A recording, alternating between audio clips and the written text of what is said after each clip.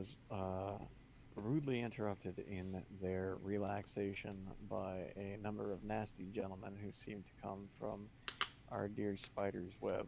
And after some combat and a chase through the city, they ran to the hideout of one short and ornery halfling who made them aware of the fact that there is a hostage very dear to him within the main base of this nasty little information hoarding group. So the party made use of some disguises in order to make their way over to the main, which is not too far away from the Bug Hall, their final destination. And upon entering the main at the gates, they found two members of. I know there are 12 of them. Is it called the 12 Claws, right? Yeah, 12 Claws of the Dragon, yep. Yeah, so the 12 Claws of the Dragon, they met Dekon and See, you don't have to. Tracia.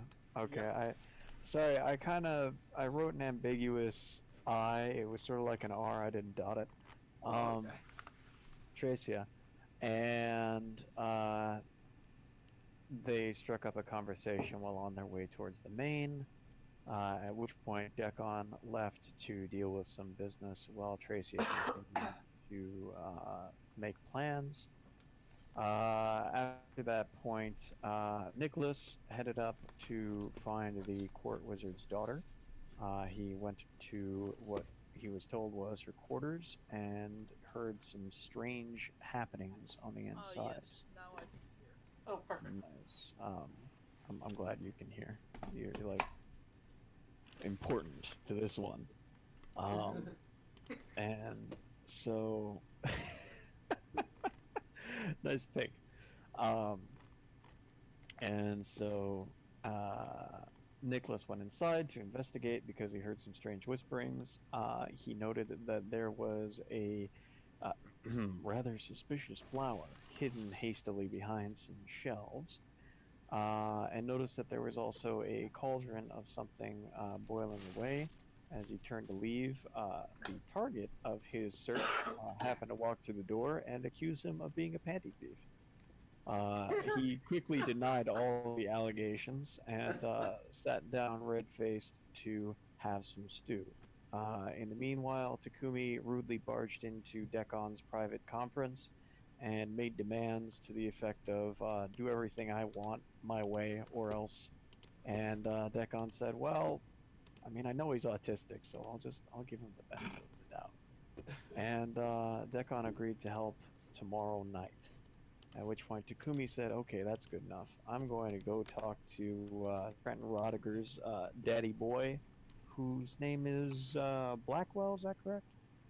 Not his daddy, but yes, Blackwell Well, is the well, Lord. his Yeah. mentor, and Yeah. I'm like in the sense of a sugar daddy. I know what Um, you mean. I know what you mean. and so he is headed along with Mercalli and Ragnar over to the Blackwell Manor, which is not where they expect to find him, but to call upon him. Okay. Everybody else was talking to Tracia, I thought.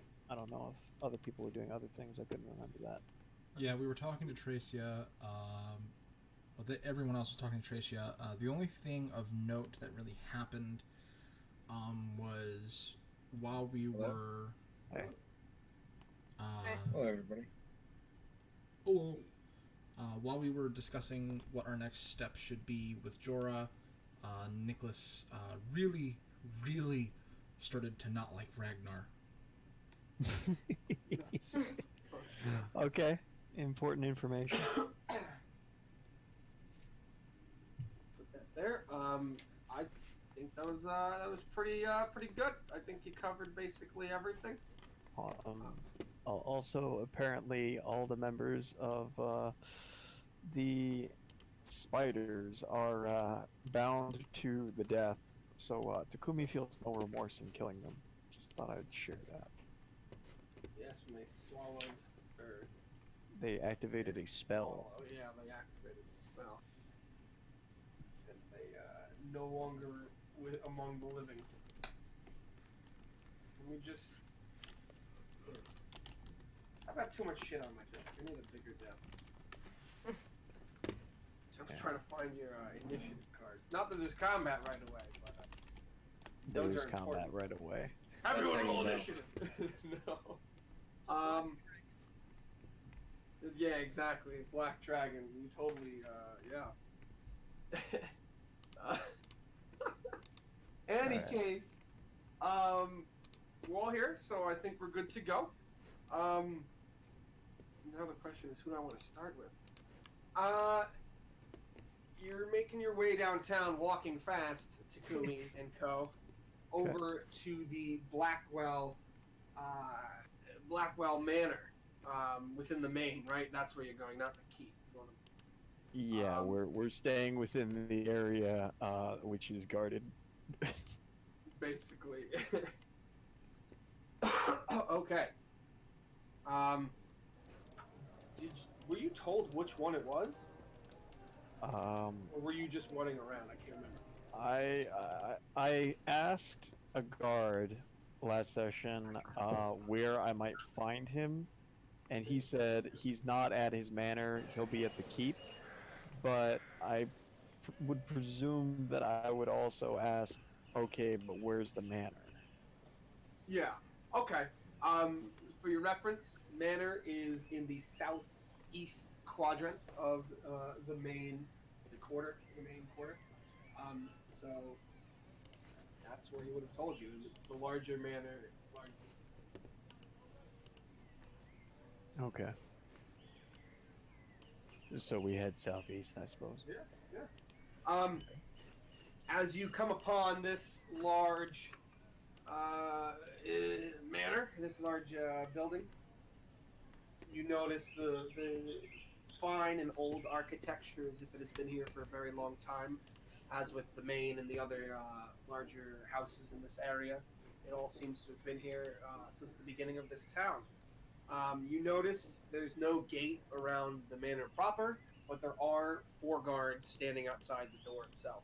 They aren't wearing the same uniforms as the other guards patrolling the area or that were standing in front of the main. They're not wearing what you would assume is the town banner. They're instead wearing a shoot. I gotta remember what that is. They are wearing the sigil of the Blackwell family, which is So they're wearing Blackwell livery? yeah, wearing the library of the Blackwells, but that is a habit. It's a thing. Like I came up with it. Let me just look at what it is. Ah, yes, it's a lone tower on a hexagonal plane with a red arrow behind it. The best way for me to describe it. I could also Okay. probably open the image. What was it again? Is I'm it- sorry. It is literally this. This is what you see. That is the Blackwell sigil. Ah, okay. What? Oh, it's in journals. Okay. Oh, with a red chevron. Okay. Chevron is really what it. Correct. Sorry, I was thinking it was like an arrow, like going diagonal. Okay, that makes more sense. No, yeah.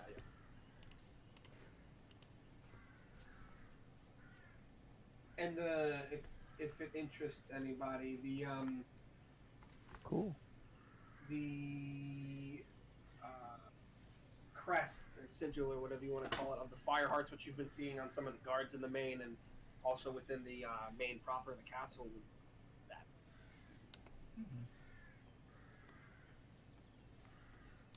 Okay. In any case, that's what you see. You see this manor. You see a few guards wearing that livery instead. You can approach. You can do whatever you want. Takumi raises his hand and approaches slowly. He says, "Hail! I am Takumi. Is the lord of the manor in?" Lord Blackwell? No. He's never in here. He stays at the keep. I would like to send word to him. Could you accomplish this? Well, you have legs, don't you? I'm afraid I have important business here. I cannot leave. Well, I'm not a courier. I could get the house courier, but it'll be... What is the rate now? He turns to one of his compatriots. whispers in his ear. He turns back to you. It's 5 gold for a courier across the city.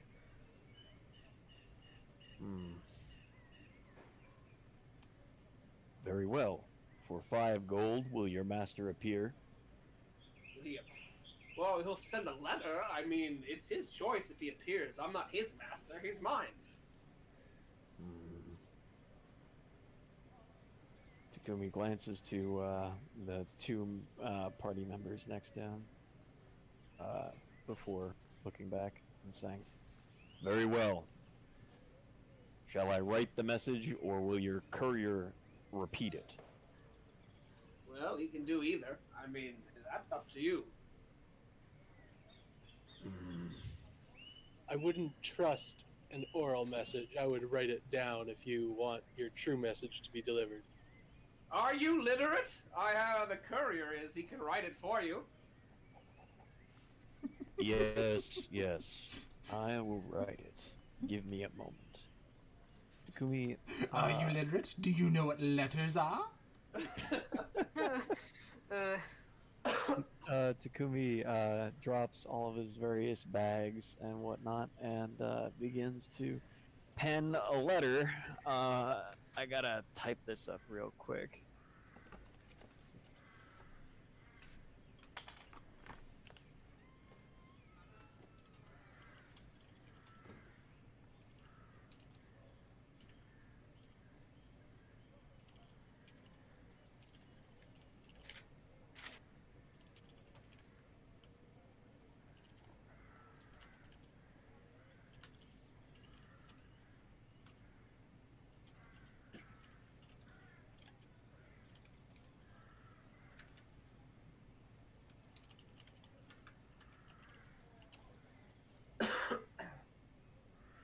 Okay.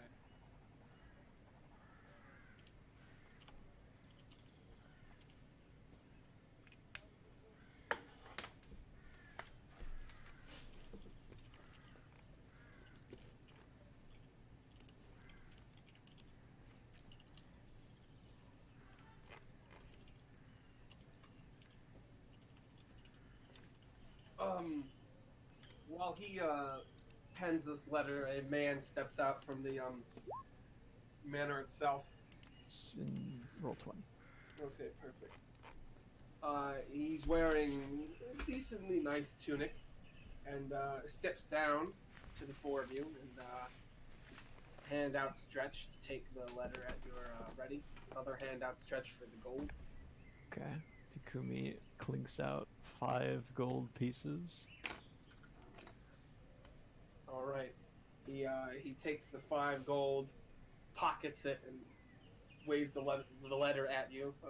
Or did you hand him the letter yet? Yeah, I handed him the letter after sealing it. Okay. He waves the letter in reassurance and then turns around and begins jogging his way out the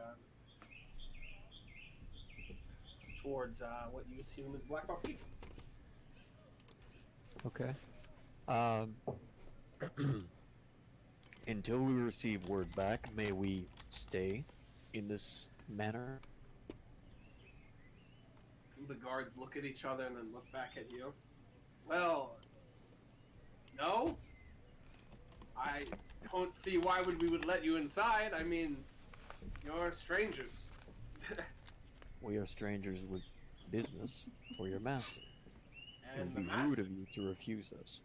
is not here to let you in. Indeed. But have you ever known yourself to refuse potential business on the grounds of your master not being here? Yes.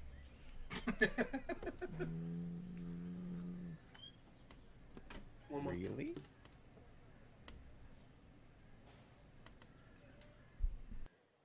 Really? Hold on. First roll, let me get my dice out. The guards look at each other, looking back at you. I mean, for another, what do we say, 2 gold, you can come inside at the master's whim. Takumi's gonna look to the other 2 party members. What is Ragnar motion say? Oh, Anything? Iris Vale is with you as well. Just so you know, she came. Oh, Iris Vale's with us? Wait. It's Mercalli, Ragnar, and Iris Vale. Three of them. Oh, okay. So What where did the is three Duck of right you now? say? To my knowledge, you didn't follow. So Duck and Jack, the two of you are just in the castle. I guess maybe still talking to Tracia. She didn't leave yet, and right now Niklas is still in. Oh wait. Did we go Mariana's to room. check on our capes? You Duck did go to not go to check out, but you can go check out your cave. I'm pretty sure Duck went to go check up on the cape, even Oh, though. yeah. Yeah. Is he He disguised? said a week, and it's been a day. Yeah. All right. Well, Jack, are you going with Duck as maybe a bodyguard? The two big party members doing that. That's not important right now. But Good buddy, I am going with them. All right. That's what you two are doing. Anyway, back to the scene on hand. Anybody have any input? All right, so about the what was it, 2 gold, I believe. Yeah. Ragnar will reach his hand behind his back, cast minor illusion on the sneaky, and pull out a nice chest, like a hand-sized wooden locked chest, and it looks like it has probably about 15 gold pieces in there.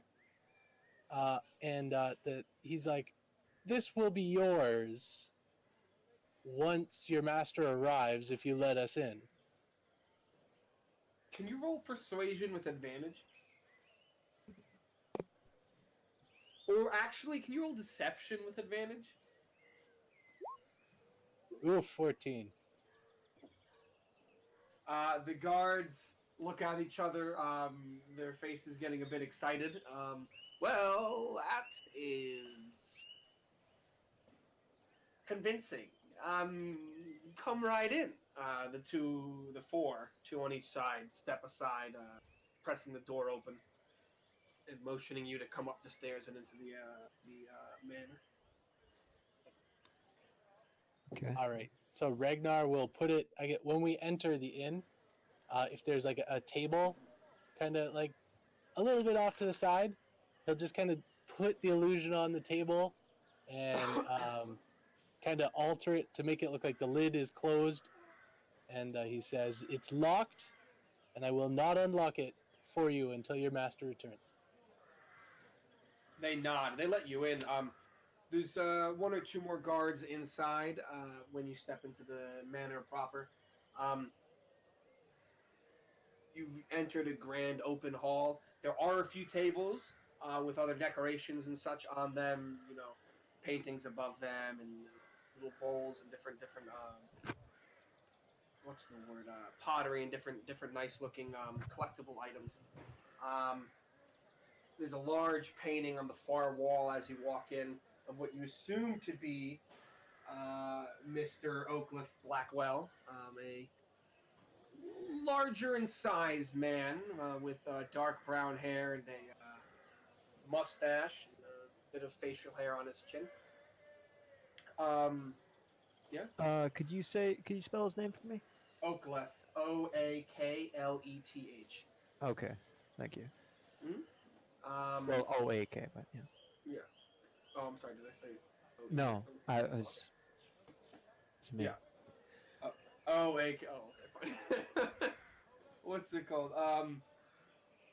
So you set down the illusion. They do not touch it. They do not go near it. The two guards kind of give you an eye as they stand there on the sides of the room, one on either side, and one of them says, "Well, don't touch anything. You can stand here and wait, I guess." You mean to say there's no receiving room? Oh, well, I mean, we're fine. Follow me. He turns around and begins walking down towards the back right of the room. He opens a door and motions the four of you into it. It's right through here. Okay. Takumi steps through, What does the room look like? It is a decently sized room. I'm not gonna give you dimensions because I can't do that. Yeah.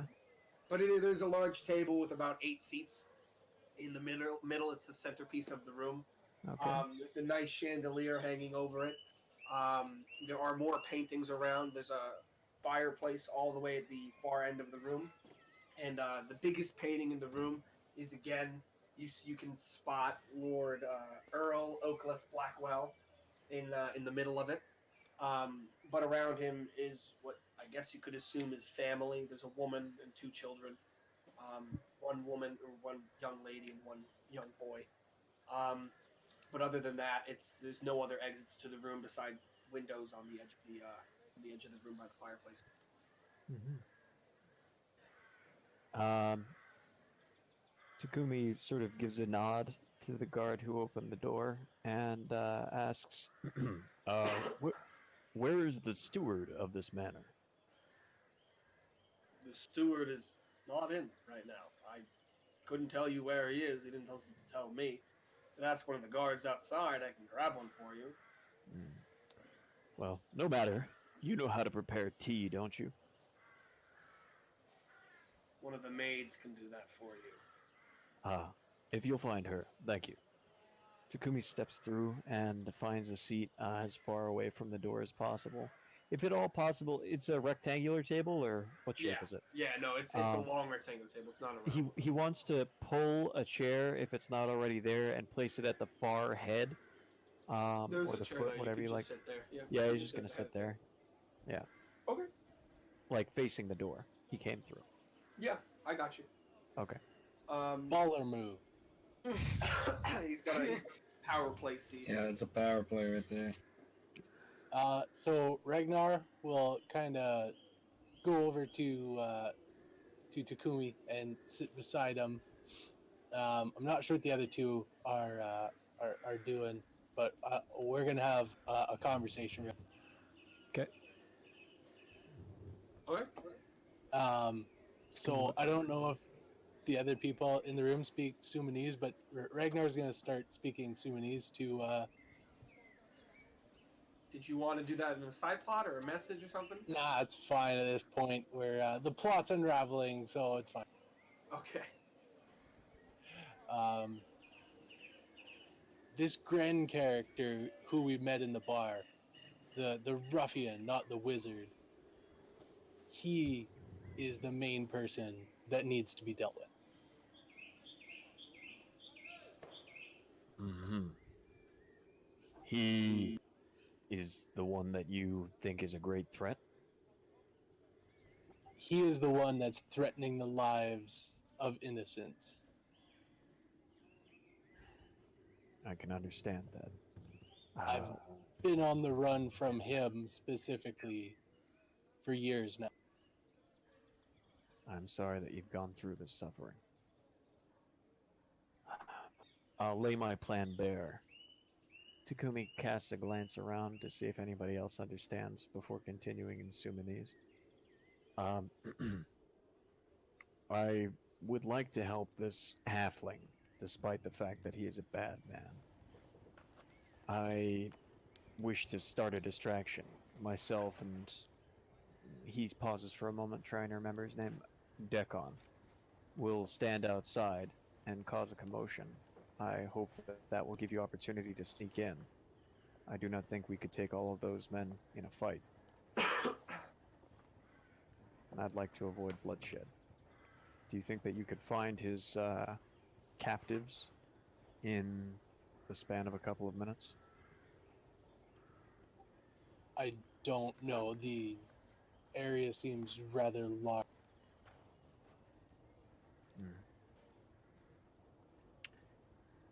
Well, I mean to meet with this Blackwell character to enlist his help. We've saved the town of one of his underlings.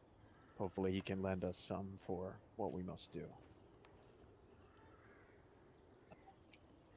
I like this plan. My concern is I don't know how far up the spider's web this goes.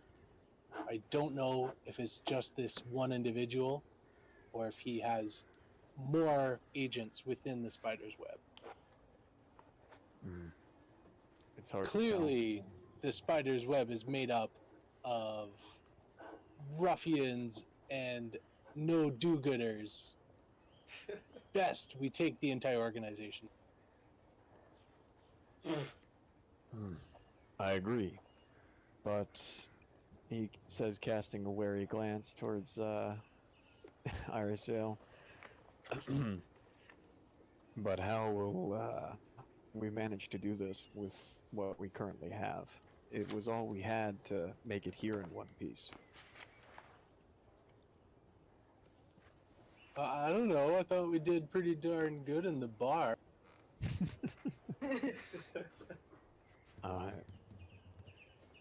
Remember that time I killed a guy by throwing a knife in his junk? It's pretty good. I agree. I'm no stranger to death, but I do not wish to run headlong into it. I think that the safest path that we can choose is to avoid any sort of open conflict until we know that we can win. I agree. But at the end of the day, Gren cannot be left. Very well. Do you know if Gren has any contacts within this area? Is Blackwell to be trusted? I have not. I've been on the run from Gren for years. I have not talked to him. Apparently, he has a wizard friend who helped him in the bar. That's all I know.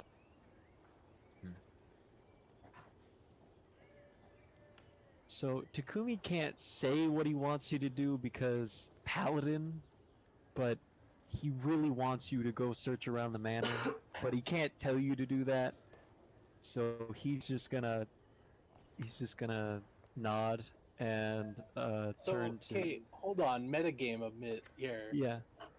You don't have to tell Ragnar to go search the house. You could just simply imply, like, man, all those, like, wall sconces and stuff lying around this mansion looked real nice. Bet it would all fetch a pretty penny. I worry to know that a man could be as rich as Blackwell, while still not supporting the town that we came from. To see brewery in that state, and this manor in Berides that this man does not even live in, so well furnished, is disgusting. Takumi then turns to Irisvale and Mercalli, and in common says, I apologize. It has been a long time since I was last in my home country.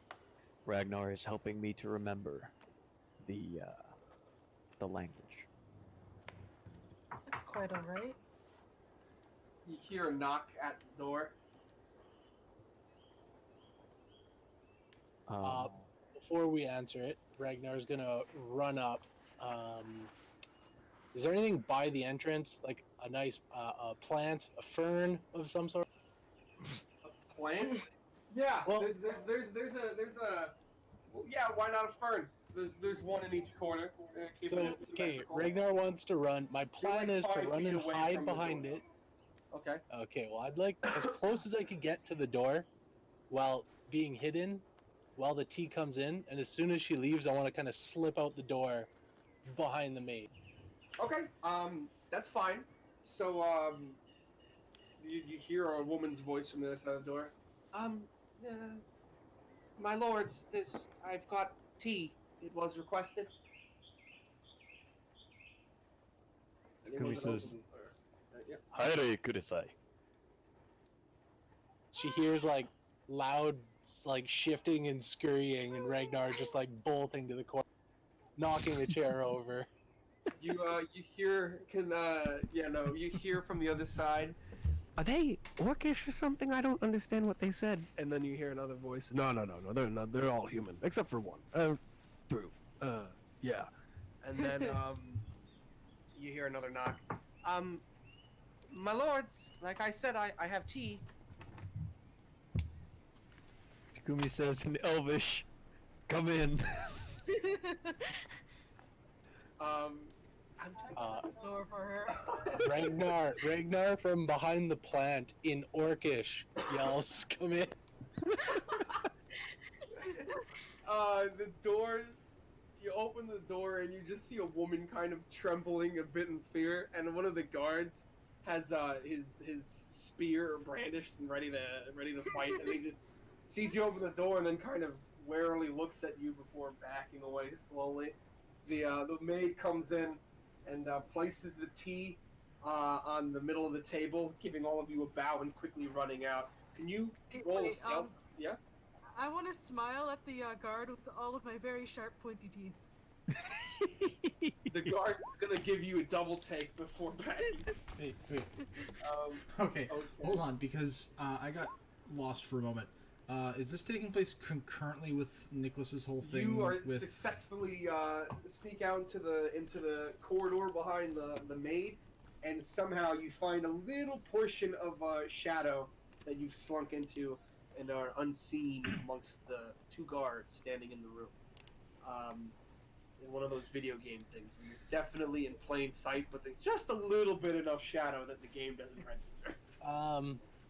Can I use my armor, use one of its 3 uses, Yep. and make it look exactly like identical to the guards in the cap? Yeah, that's fine.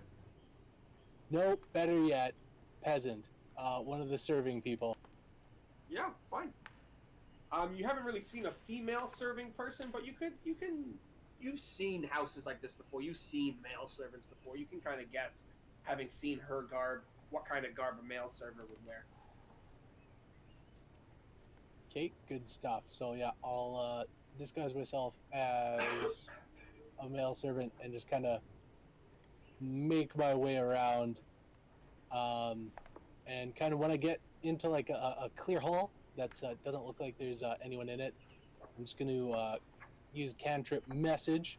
I'm going to message to Kumi, and I'm going to say, what should I be on the lookout for? Okay. Well, there's a few options here.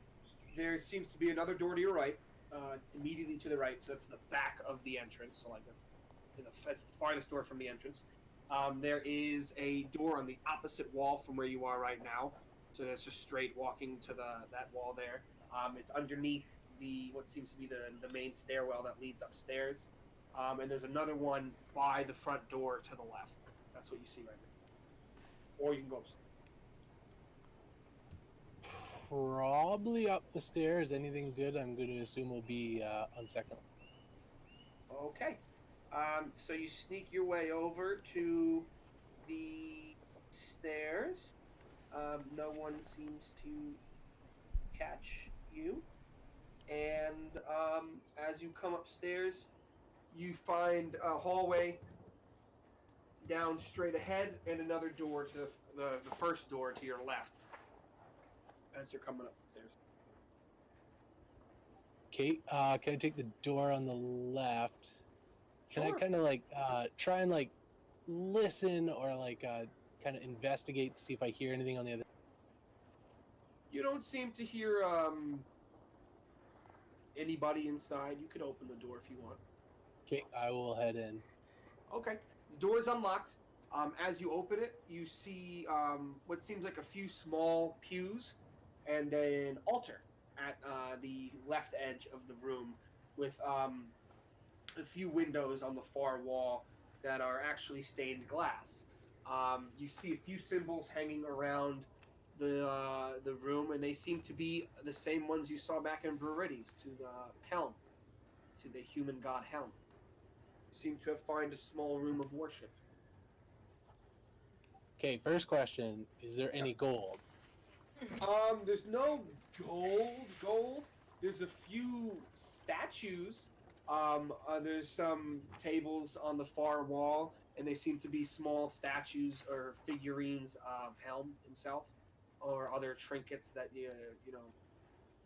few amulets and that sort of thing. That all seem to be religious trinkets. Okay, yeah, never mind then. Guess I'm gonna keep going down the hall. Okay. And get So- to the next. All right. Coming down the hall, there's 3 doors on the left, and in between each door, there's a door on the right. Do you get what I mean? It's like a door on the left, then one on the right. One on the left, then one on the right. Then one So on the like, could I do like the running through the doors of the Benny Hill music going?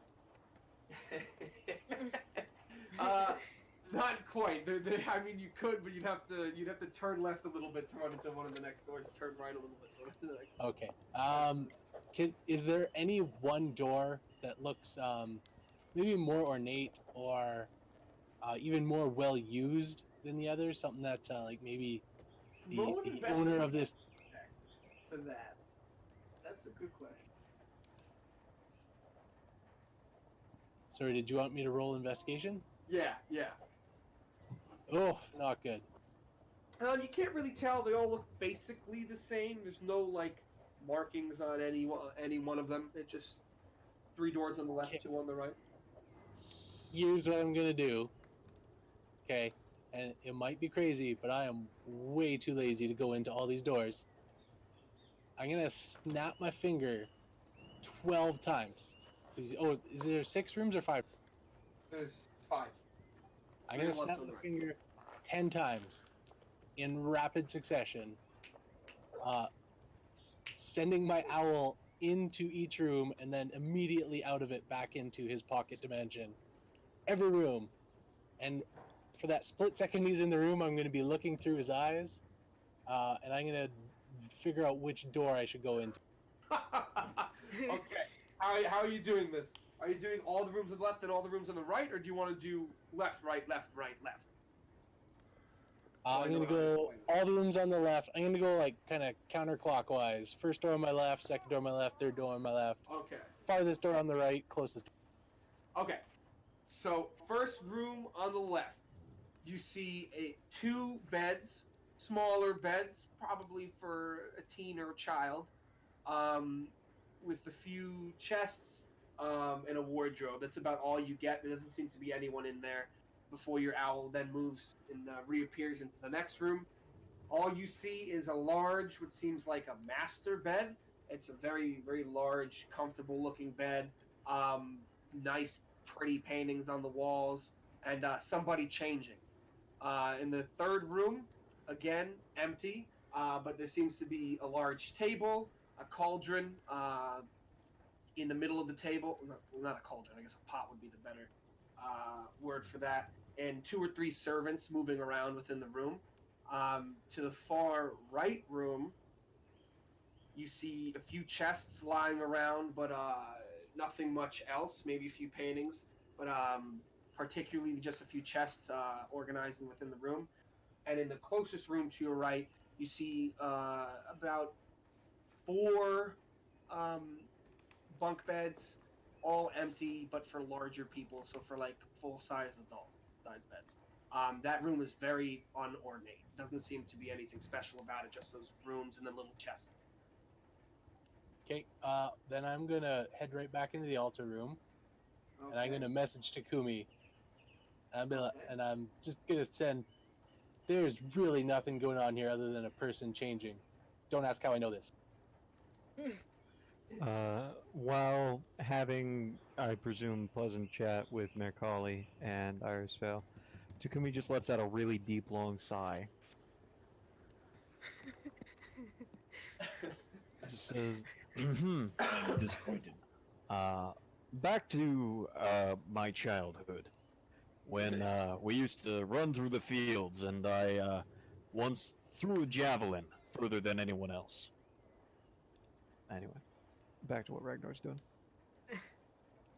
Like I said, you didn't get a great view of every single room. There would seem to be some stuff in some of the rooms, especially the ones in the left, like the second room, first room. But other than that, your owl was really quick going in there. They didn't get the best view of everything. Okay, what I'm going to do is I'm going to snap my owl back into that second room, but underneath the master Underneath the what? the master bed, like Okay. underneath. And he's going to stay there. And I'm going to look through his eyes, and I'm going to kind of peek out, get like a better look at the room, see if I can figure out who's in there. Okay. you send send your owl into the second room, and through Themis's eyes, you see what seem like womanly feet. That's about all you can see until Themis pokes his head out from underneath the bed. But you see womanly feet pulling different types of clothes over her legs. They seem about middle-aged. Themis is poking his head out, right? You want him to do that? Yeah, like I don't want to look at the Like- woman. I'm honestly more But interested you in want what's in who the it is room. or what is in the room? I would assume I don't know who it is because we've never met these people. So Okay. I'm more interested in what's in the room. So if she's on like the right side of the bed, I would scooch over to the left. Okay, so she's on the left side of the bed, so you're scooching over to the right. So as you go over to the right side of the bed, you see the door, which which is on, to the exit. Some light coming in from the windows. You see some beautiful looking paintings of different vistas, mountains, plains, those sort of things. You see drawers, most of them closed. You do see an open chest. You can't quite make out what is in it from your angle, but you do see what seems to be a gold with a little bit of silver string, or not a string, I guess a chain is a better word for it, hanging off the side, like someone opened it and was pulling things out and left something hanging off the side. It looks like a gold or silver chain. You see a few lock boxes on some of the shelves and some of the tables. But other than that, you don't see anything too much besides those sort of things. So it seems like lock boxes you might guess for like jewelry or that sort of thing. But other than that, things you could steal, you don't see much more. Well, that's pretty boring. I just need to figure out how to get her out of the room. What I'm gonna do, bear with me. I'm gonna keep Themis under the Yeah. and I'm gonna. How far is the door to that room from the altar? From the altar room or from the altar itself? The altar room. Like if I'm at the Like altar 20 room feet. door. 20, 30 feet. You just gotta walk like a second down there. Okay, so what I'm gonna do is I'm gonna leave my owl. I'm gonna walk over and kind of lean up against the altar room door and use minor illusion, which has a range of 30 feet, so that should be able to reach. Yeah. I can create a sound. So I'm gonna try and create the sound of the maid who came in to give us tea, Okay. and just try like like knocking and then like her voice being like, excuse me, there's someone at the front door asking for you. Okay. You do just that, knocking on the door with the minor illusion. The woman, you can hear her. Can you hear through Themis, or can you just see? No, I see and hear Okay. through theme. So you can hear. Huh? Oh. One moment. I'm getting dressed. I'll be right there. And you can hear her moving a bit faster now. And just after about 5 or 6 seconds, she seems to be fully dressed. Walks over to the door. Is Themis still peeking out, watching her walk out the door? Can he like stay under the bed and just see her feet? I mean, at this point, he can kind of peek out and see everything without being like seen, like obvious. Okay, yeah, he's just waiting to see her go. Okay, so she walks up to the door. From the side, you can tell she's one of the women the woman that was in the painting in the meeting room. You can deduce that this is the woman, the matriarch of the Blackwell family, wife to Mr. Oakleth. As she opens the door, peeks her head out, noticing that the maid is gone, shrugs her shoulders and steps out of the room, closing the door behind her. You hear a few footsteps as she walks down, switching from Themis's auditory system to yours. You can hear her walk past the altar room and head towards the stairs. Okay, so when she's kind of gone, Ragnar is gonna sneak into that room. Okay. The door open. You don't need to unlock it. You see the similar scene before you. The bed is to the left, and or middle left, I guess is the right way to say it. There's a wardrobe on the other side of the bed where the woman was changing. There's two windows on the other side of the room. To the right, you can see a large, elaborate mirror with another dresser below it.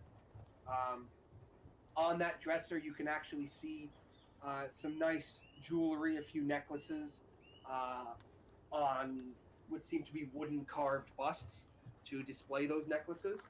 Yoink, yoink, yoink, Okay. yoink, yoink, yoink. All right. There's about 3. You can Okay, steal all hold on. 3? Actually, but like, Ragnar's eyes are like huge, like oh my god. But he knows he might only have like 30 seconds, 1 minute here. So he's gonna do it. He wants to look around the room and see if he can perceive the highest value. Okay. Huh. What skill should we use for that? You don't have a scale or anything like that, right? No, like I could do just an investigation Yeah, check. I would do investigation. Wow. Okay, 2 14s. All right. So you're gonna are you scanning the room or are you looking around like in the chests or whatever? No, like I'm trying to be pretty fast, not Okay. not So necessarily the first thing thorough. you notice is that the lock boxes you saw earlier through Themis locked. You can't open them. So if you're not trying to open them, they're not open. That chain you saw was just that. It's just a chain, and it's inside a little chest. There seems to be clothing below it. It has a symbol at the bottom of it. It seems like it's helm symbol. It looks like one of the amulets you saw in the altar room, but like a lot nicer, made out of gold with a gold chain. The 3 necklaces seem to be the most expensive items. One is a gold necklace. The gold itself, the necklace piece at the bottom of it, seems to be masterwork smithing in terms of someone sitting there and chiseling in different designs. So it seems to be very, very nicely crafted. The one on the left has a red jewel in it. It's silver with a red jewel, and the one on the right is gold with a green. Which, if I had to take one, which one would seem the most expensive?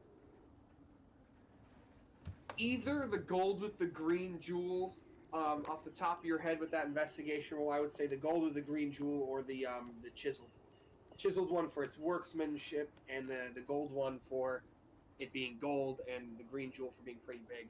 The silver one, it's silver. The red jewel is smaller, and you can't quite make out what jewel and either the green or the red one are. But if you had to take a guess, it would be one of those 2.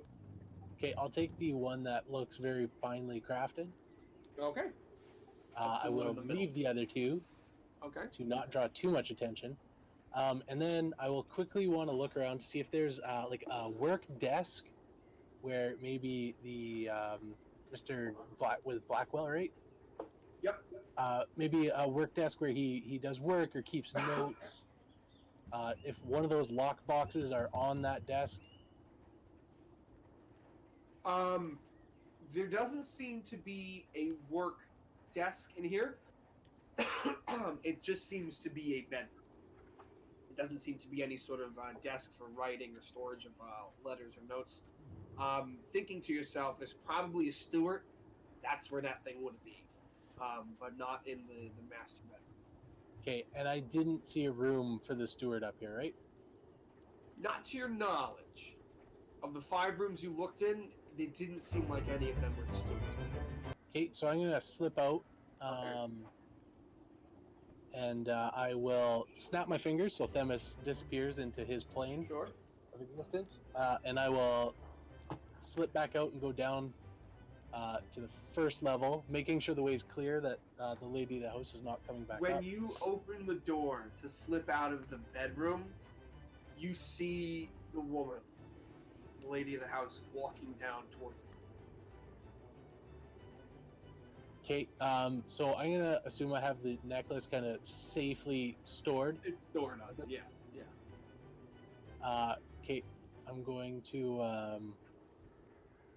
open the door and kind of wave her down. Not wave her down, but walk up to her and say, "Oh, I'm very sorry, my lady. I was sent to tell you the person at the door had left." Oh, of course. I'm. Un- Unfortunately, I must have missed you. I'm very sorry. I apologize. That's all right. Do I know you? You're a new servant, aren't you? Yes, I just started. Unfortunately, I got a little turned around trying to find your quarters. I apologize greatly. It's all right. You'll get the hang of it. Just so you know, first room here, for future reference, is my children's room. The room you just came out of, as you well know now, my room and my husband's room. At the edge, it's where we dine. Over there to the right is the steward and storage, and right here to the right is the servants' room. But you probably knew that considering. Right? Yes, yes. Okay. Well, I didn't catch your name. What was it? But my name is Jorah. Jorah. Well, Jorah, I hope you like working here. Some of the servants have been in and out with with the keep and all that. So I hope you enjoy it here. It's a little bit easier than working over. Thank you, my lady. And I'm going to scurry off and kind of look back at her and point at the servants' quarters. I'm like, servants' quarters, right? Yes, right there. Thank you. And I'm just going to go in and wait for her to go back into her room. Okay, she goes back into her room basically right away. So, As soon as that door is closed, I'm gonna go into the squire. Bridge. Yeah. okay. The door is locked. Okay. How long does it actually take to use thieves' tools? It's an action, right? So like 6 seconds. Or Yeah, I depends wouldn't on say how that well long. you It depends on how well you roll, I would say. If you even Okay. get it and how it is. So, I would do sleight of hand for your active skill, right? but I can actually roll a thieves' tools kit. Yeah, doesn't it ask you for a skill usage, or like what skill you want to roll it with? I lied to Yeah, just so I look would do at it in my mind. dexterity, I assume. Yeah, dexterity's fine. Yeah. Oh, Okay. not great. You pull out the thieves' tool and begin to tinker with it, trying to break this lock. Luckily for you, it seems to come loose without much work, but you were working at it for about 20 seconds to do that. You Okay, have successfully opened the door. Okay. So I'll sneak in. Okay. Before you again were the few chests, but now on second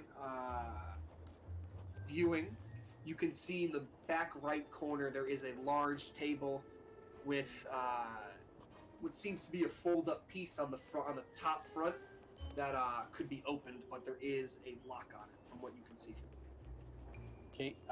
So first I'll kind of I'll scan the top quickly, see if there's anything of interest that may point me in any interesting directions. Maybe any ties this house has. Anything that just kind of stands out.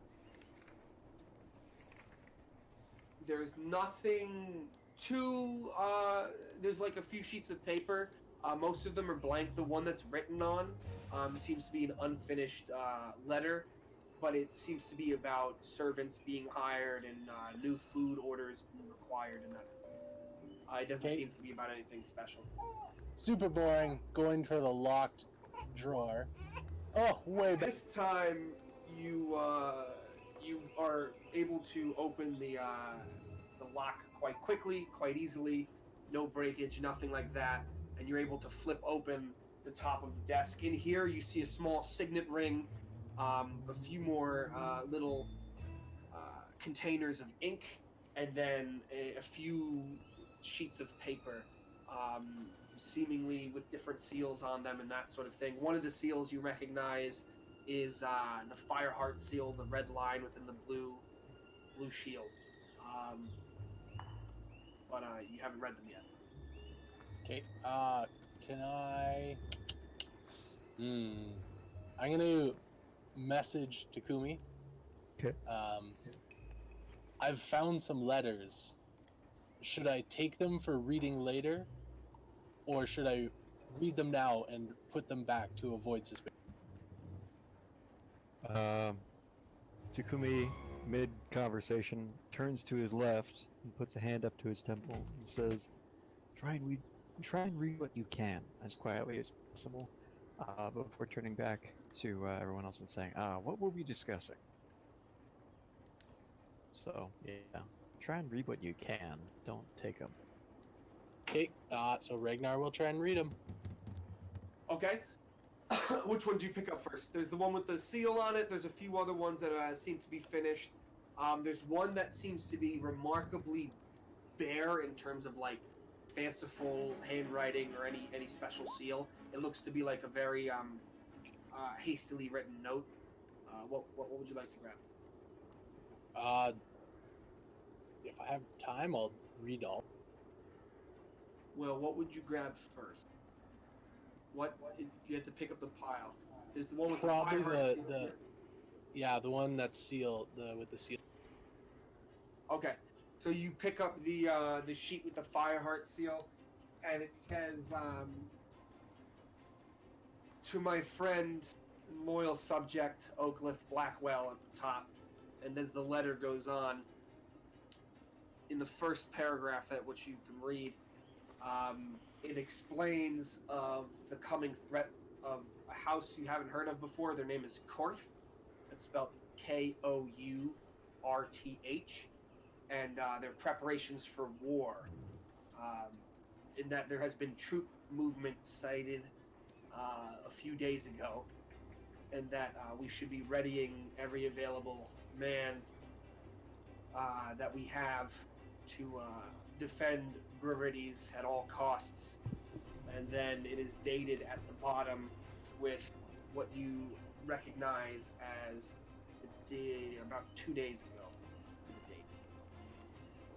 Okay. As And then you are finishing up the letter, you hear the door open. Not the one that you're at, but the back towards the king-size bedroom, the maid room. And you hear a woman calling out, "Jorah! Jorah, where are you?" yeah. So Ragnar is gonna like, kind of as silently as he can, grab. Maybe I don't know what were the other letters. Maybe the plain one. And kind of sit under the desk, kind of ducking down, so that if she kind of opens the door into here, he wouldn't be seen. Okay. Just gonna quickly read it. I'm gonna, as quickly as I can, just skim the first 3 sentences of every letter, just to see if there's one that is of interest. Maybe looking for something revolving around the spider's web or anything of the. The first 3 sentences of which one? The plain one? Of like all of them. Like I All don't, of them. I don't want to read one that's got like grain orders. I'm just kind of skimming and pulling out the boring ones. Okay. And So most of seeing them if there's some that are more. addressed between Oakleaf and Eric, and most of them are speaking of the war, the oncoming war, that sort of thing. Some of them are more private seeming matters of like finances, is how the letters start. If you're not reading past, that is. The one that would stick out the most is what seems to be the plain, hastily written note. The first 3 sentences are along the lines of, "I'm telling you, Eric, we shouldn't be trusting her. She's up to no good. I understand that she is the reason you can even finance the city, but we need to dig deeper and learn more about what her doings are." Yeah. Okay. How long is this letter? This one is about 2 paragraphs on this note. Okay, so Ragnar is proficient with his forgery kit. Okay. How long would it take me to just copy this note? Like, I don't actually care about making it good. I'm gonna keep the copy. I just want to know. oh, if you like, just want to quickly write it down. Yeah, Oh, quickly like maybe jot it. 30 seconds. 30 seconds if you're just going to jot it down. Yeah. You're not trying to, like, actually put a forgery. Yeah, You're I'm just writing it down. Yeah, you can use one of the quills on the table and the ink and quickly write it down. Yeah, that's fine. That'll only take about 30 seconds. And during the 30 seconds, you've heard somebody come up the stairs and is talking to the lady outside. You can hear faintly the lady talking to this person, and the person says, "Jorah, I don't recall a new servant being hired by the name of Jorah. I mean, there was Klisa, Katlina, Barath, Darvin, Dennis, but no Jorah. Are you sure he said his name was Jorah?" That's the conversation that's going on outside as you finish up your note. Okay. I'm gonna use minor illusion again. Okay. In the servants' quarters. Okay. Again to make the female's servant's voice, saying, "Who the hell is Jorah? I don't recognize you. Get out of here!" And hope that the people in the hall will run in to investigate. All right. You can hear the shuffling as they open the door. See nobody in the room. Are you moving out of the steward's quarters as this is happening? Yep, I'm getting out of Dodge. Okay. Could you roll a stealth again for me as you run past the room? Okay. You successfully pass the room and down the stairs. Are you going back to the meeting quarter? Meeting room? Yeah, I'm gonna go back into the room with Takumi. And who else was there? I honestly don't remember. It's Takumi, Mercalli, Iris Vale, and I guess Jorah's with you? No. No, Jorah. No, I don't remember what the heck I don't remember what we did with Jorah, to be honest. Jorah is either he's your follower, so you can tell him you can tell me where he is. He's either at the main or he's with Jack and Duck, or he's not with Niklas. He's totally with Jack and Duck. I instructed him he's to helping Jack my and cape Duck was ready. To get there. For That's God's right. sake, bring my cape to me. Okay. Well, speaking of Niklas, Mariana has offered you this stew, and you have accepted, if I remember correctly. Yes. Correct. Okay. So she scoops out part of this stew and pours it into a bowl, placing it on one side of a small table near her. Scoops a little bit more, placing it into another wooden bowl, and holds it out towards you. Here, you are, Niklas.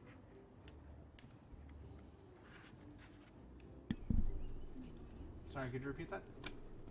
She pours herself a bowl and places it on a small table next to her, and pours you a bowl and is holding it out for you to hand it to you. Oh, okay, cool. Niklas will gladly take it.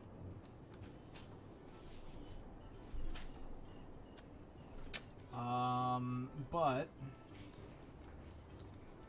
he is. Can I roll an insight check to see if there's like any ill will here or anything? Niklas is very on edge.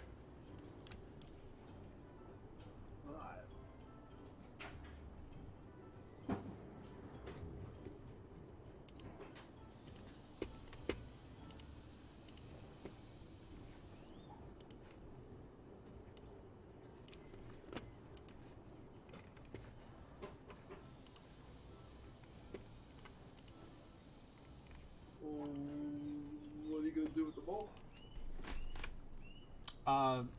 Listen, okay. Can I roll an insight check to see if there's any kind of ill will or like she's not being entirely truthful about this being just stew or something? Yes, you may.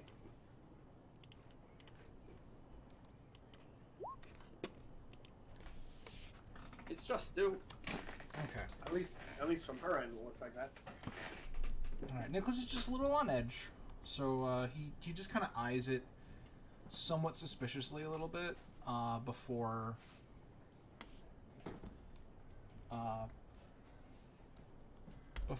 just holding it and letting it cool for a moment.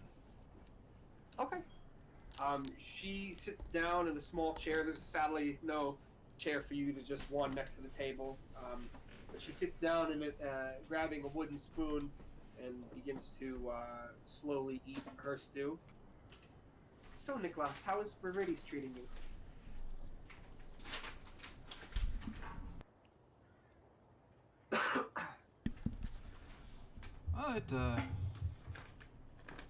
It's been a bit adventurous so far. Oh, how so? Oh, some of my compatriots got us into a fight at a tavern nearby. Oh my! I hope you're all right. Oh, everyone's fine.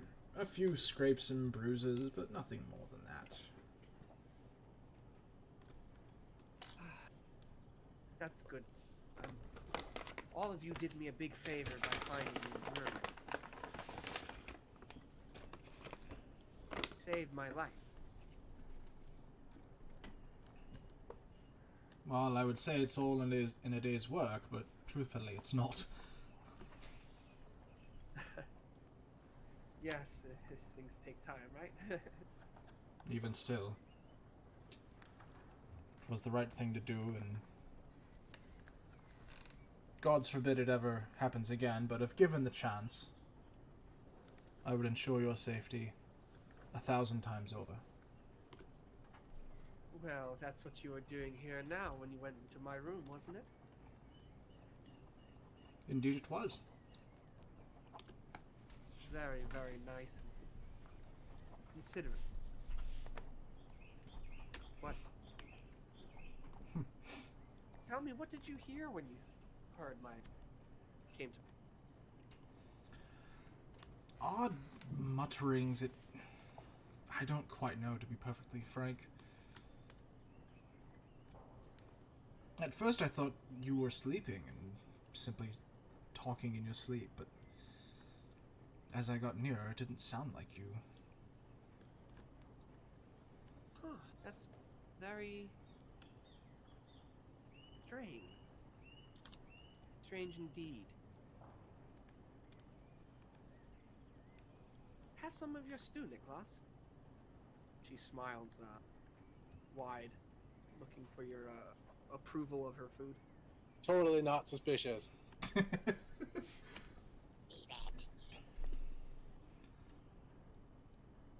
So Niklas is going to bring the bowl to his lips, and he's going to tip it back, but he's going to feign eating some of the stew. So you're gonna tip it? Okay. So like just enough for like the stew to hit his lips, but he's keeping his lips clamped tight around the lip of the bowl. It's not like running down his mouth. It's just enough for it to move, but not enough to drink. Exactly. Okay. Exactly. And he's going to like swallow his own saliva to give the impression of he's actually sipping on it a little bit. Could you roll a deception for me?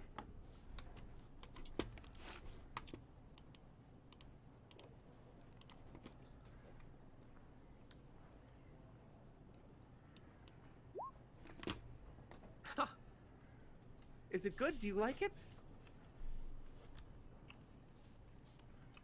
No. I've not had something quite like this since I was aboard my ship. You ate human on your ship? I ate many things on my ship. Ah, well, I'm glad to hear that's something you enjoy, Niklas. If you give it a few minutes, well, you won't wake up. She, sits calmly, drinking a bit more of her own stew.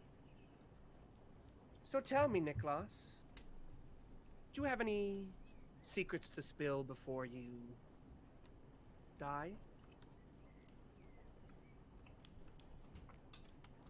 Oh, I have many secrets to spill. Oh, let's hear them. I'd like secrets. I can use them in the future. Oh, I'd like to know your secrets first. Her voice begins to shift, as does her face, into a familiar, gnarled, disgusting gray. Her hair turns from her beautiful, thick black hair into the thin, dying black hair of the night hag, who you had all almost killed. And this is precisely why I never mentioned that Niklas completely sheathed his rapier. Yeah. She looks at you with a gnarled smile, yellow teeth, the disgusting smell now coming into the room as she speaks. Well, you have fallen straight into my trap, Niklas. Oh, have I? Oh, you have. In a few minutes, I will assume your form, and I will join your compatriots to further my plan. So, I am to assume that you assume the forms of people you ingest, yes? No, I'm not that crude. Not at all. I make potions, and with these potions, well, Mariana's father has access to a lot of rare ingredients, and I'm happy to use them to make the potions I need.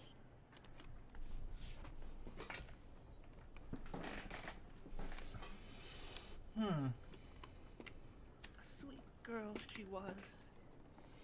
I'll be long gone before they find her body downriver. Part of it, at least. The other part is in the stew you just ate. Oh, did I eat that? For a moment, through what ugly eyes she has, you can see a bit of fear flash.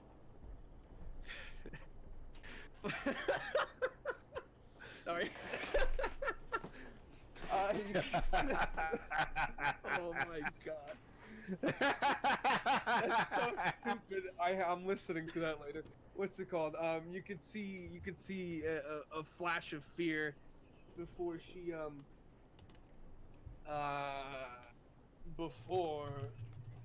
she says an arcane incantation and casts a spell. Could you please make a wisdom saving throw?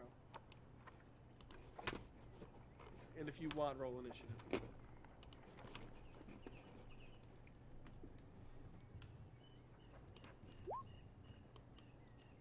See what you rolled. That succeeds. You feel for a moment, for just a moment, something holding you back, stopping you on all your movement, before you quickly break free and seem to be completely fine. She seemed to have tried to cast a spell to keep you in place. You are going first. She does not seem to want to work anymore.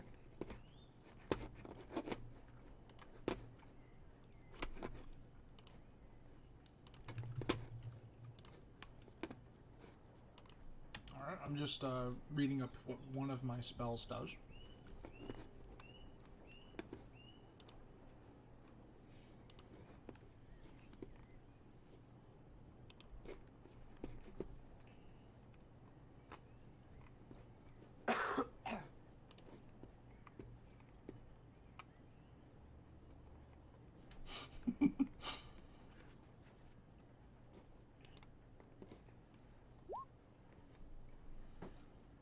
Higher levels, you cast a spell using a spell connecting to 1d8 free spell slot above second.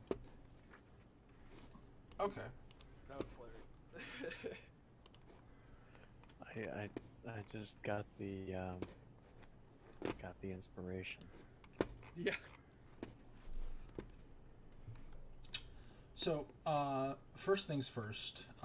Okay. Niklas is going to fully unsheath his rapier. But what I would like to do is, in that moment, toss the bowl of stew into her eyes. Okay. So you want to use like a bonus action to toss it at her? Like, okay. Yeah, and if possible, just like temporarily blind her or disorient her or something with it.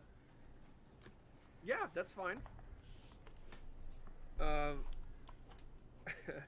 What's it called?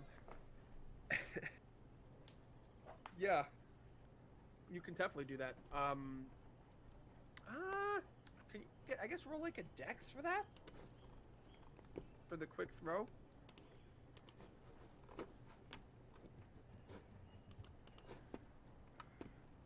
Just a straight dexterity check? Yeah, you can do dex or dex save, either one.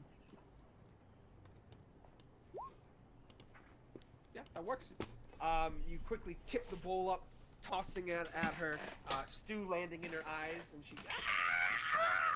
she cries out in pain as part of her skin bubbles, and it seems like the stew is very hot. You pay for that. Oh, I don't think so.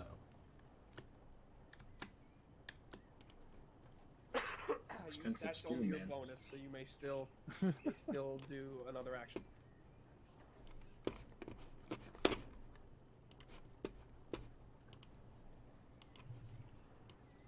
I am going to cast Shatter at her at the 3rd level as I draw my rapier. Okay. What's a con save? All right. Is it half damage if she saves? Yes, right? Yeah. Okay, so that's a total of 20, right? Yes, 20. Okay, let me write it down here. All right, you draw your rapier, and you cast Shatter. The thunder energy explodes. She doesn't seem super affected by it. She doesn't seem to move back or take too much damage from it, as if she resisted the magical effects of your spell. You'll have to do better than that. Yeah. Or putting her hands into her shirt and pulling out what seems to be a foggy, blinded, decaying human eye. I don't need these to see you, fool. And she casts. That was your whole turn, right? How close? I'm assuming I'm like within striking distance of her. You're like, yes, you can hit her. You're within 5 feet. Okay, well then, yeah, because I can't cast a spell and attack her. Okay. And then let me just this. She casts.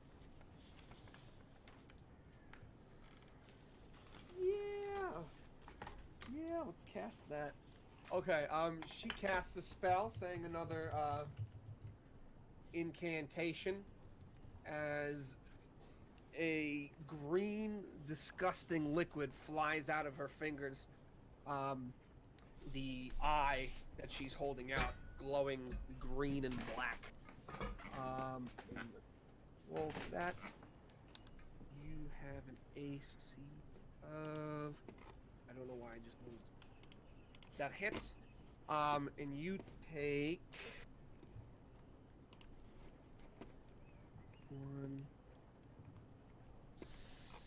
7... 9 damage. 9 poison damage. You need to make a Constitution save, please.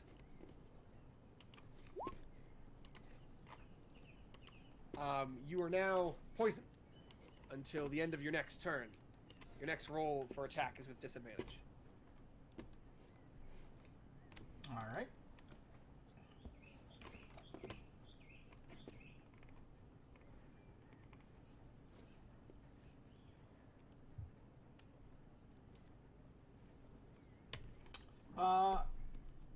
Actually, what she just... Well, that wouldn't be counted as a melee attack, would it? No, it's a ranged attack. Okay. Alright, is that her turn then? That's her whole turn. She doesn't seem to do anything else. Alright, cool. That being the case...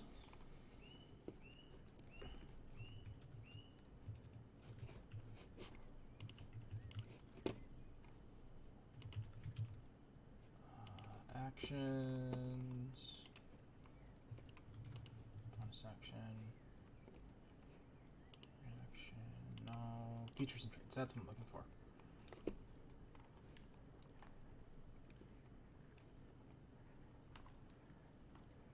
Walking speed increases by 10 feet until the initial benefit slash and flourish, bomb flourish. What would you like to do? I'm trying to figure out the wording on one of the flourishes I can use. Oh, sure.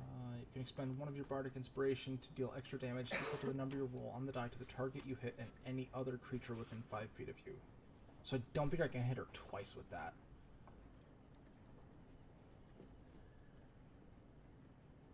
So I guess I'll just, alright. We shall see if this hits then.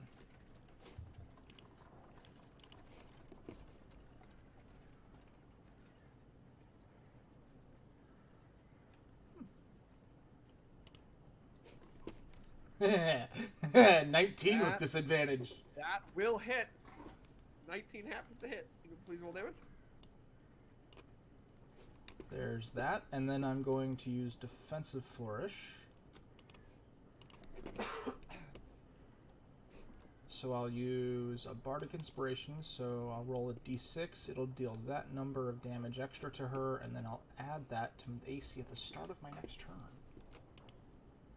Oh, until the start of my next turn. My apologies. Yep.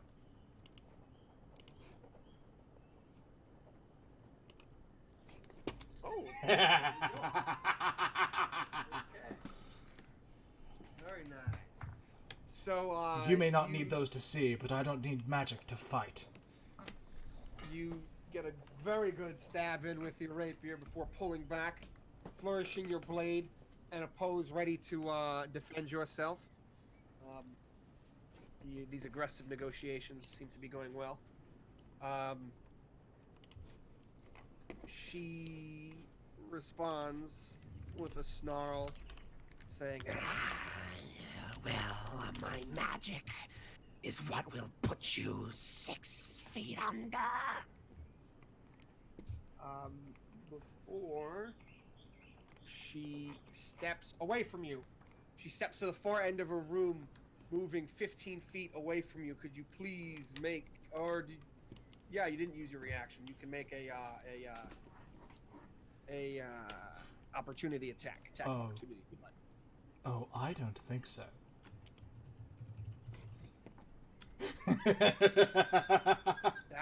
That just hits. It hits. Yeah. Okay, very nice. All right. As she's stepping away from you, you lunge forward, giving a good stab into her shoulder, before she's able to escape your clutches.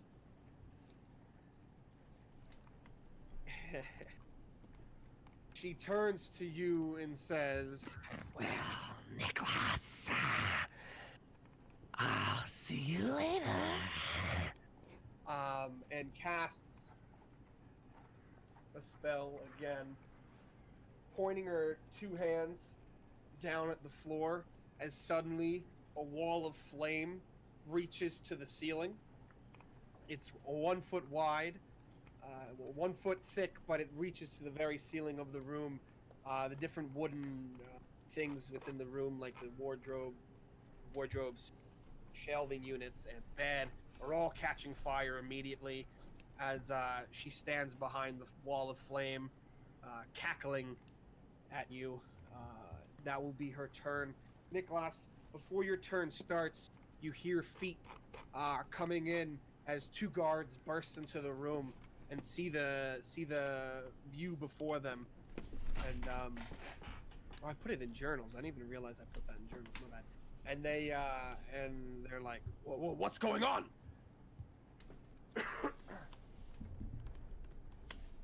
So wait, I'm trying to get the latest. So she cast. She cast Wall of Flame. So right now there's a literal, like, 8 feet tall wall of flame that reaches the ceiling and reaches both ends of the room in front of me.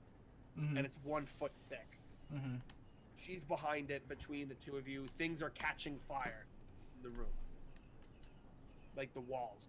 Okay, and ceiling. And she's still on the same side of the room, and the guards just ran through the door behind me. The guards are in the door behind you, and she's on the other side of the wall. She's, like, protected by the wall. She's behind it. Okay, but it is just fire, correct? It's just fire. It is definitely fire that will hurt you, but it is just, like, that will hurt you, but it is just fire. Will it, though? Maybe. Because it's not a 4th level evocation spell. What I would like to do is, since I am still next to the stew, Yeah. can I kick the stew cauldron over onto the flames to douse them? Yeah, you can try. What would that require? I wouldn't even make you roll it. You're just kicking it over to pour it. You're not trying to do it, like, dexterously or anything. You're just trying to pour it on there. I'll give it to you for a bonus action. Sure, I'll do that and try and douse some of the flame. Okay. You kick over the cauldron. Hot stew landing on the fire, going straight through it, having absolutely no effect. It's seemingly magical in nature. Okay. It looks like completely normal fire, but it is seemingly magical fire. You do end up dousing a few things behind the wall of flame, like the bed, but everything else, the wall is perfectly fine. Okay. Wanted to make sure that would or would not work. Alright, that being the case... Oh, how much damage have I done to her so far? That's what, 8? Roughly 20-some damage. 35. Oh, even better. Ooh. What is the total possible pointage of casting sleep at a 3rd level? Oh.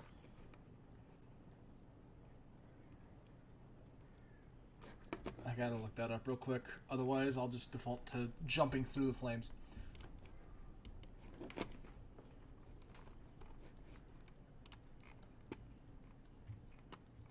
Alright. Roll an additional 2d8 for each slot level above first. So at 3rd level, it would be 6d8 hit points.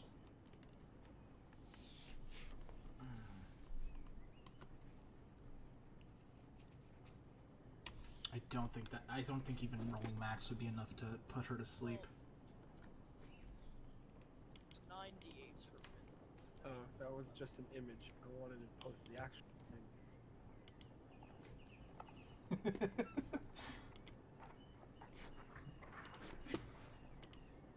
There we go. Alright, so... That worked. So? That being the case, I don't think that would work just yet. So,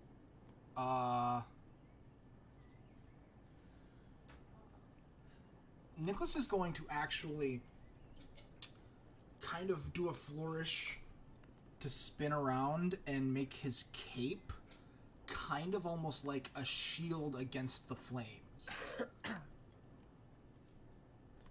In an attempt to go through the flames? Correct. So, like, Okay. protecting his actual skin using his cape.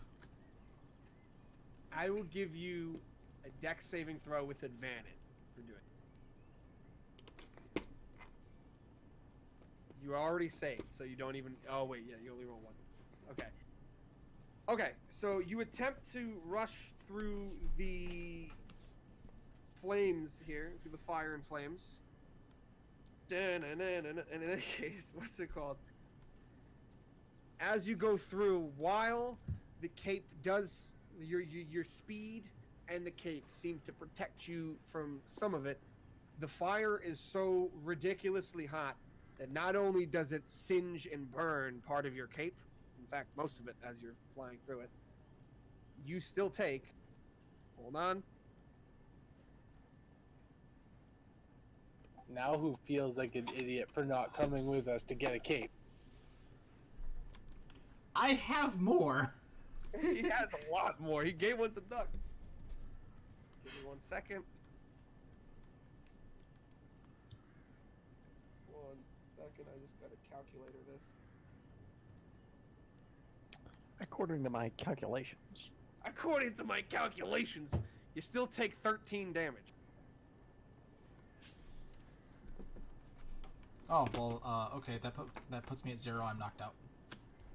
Okay, so as you go through the actual flames, you fall halfway through. The heat becomes too overwhelming, and you land on the other side, on the floor, unconscious, as Marileth cackles.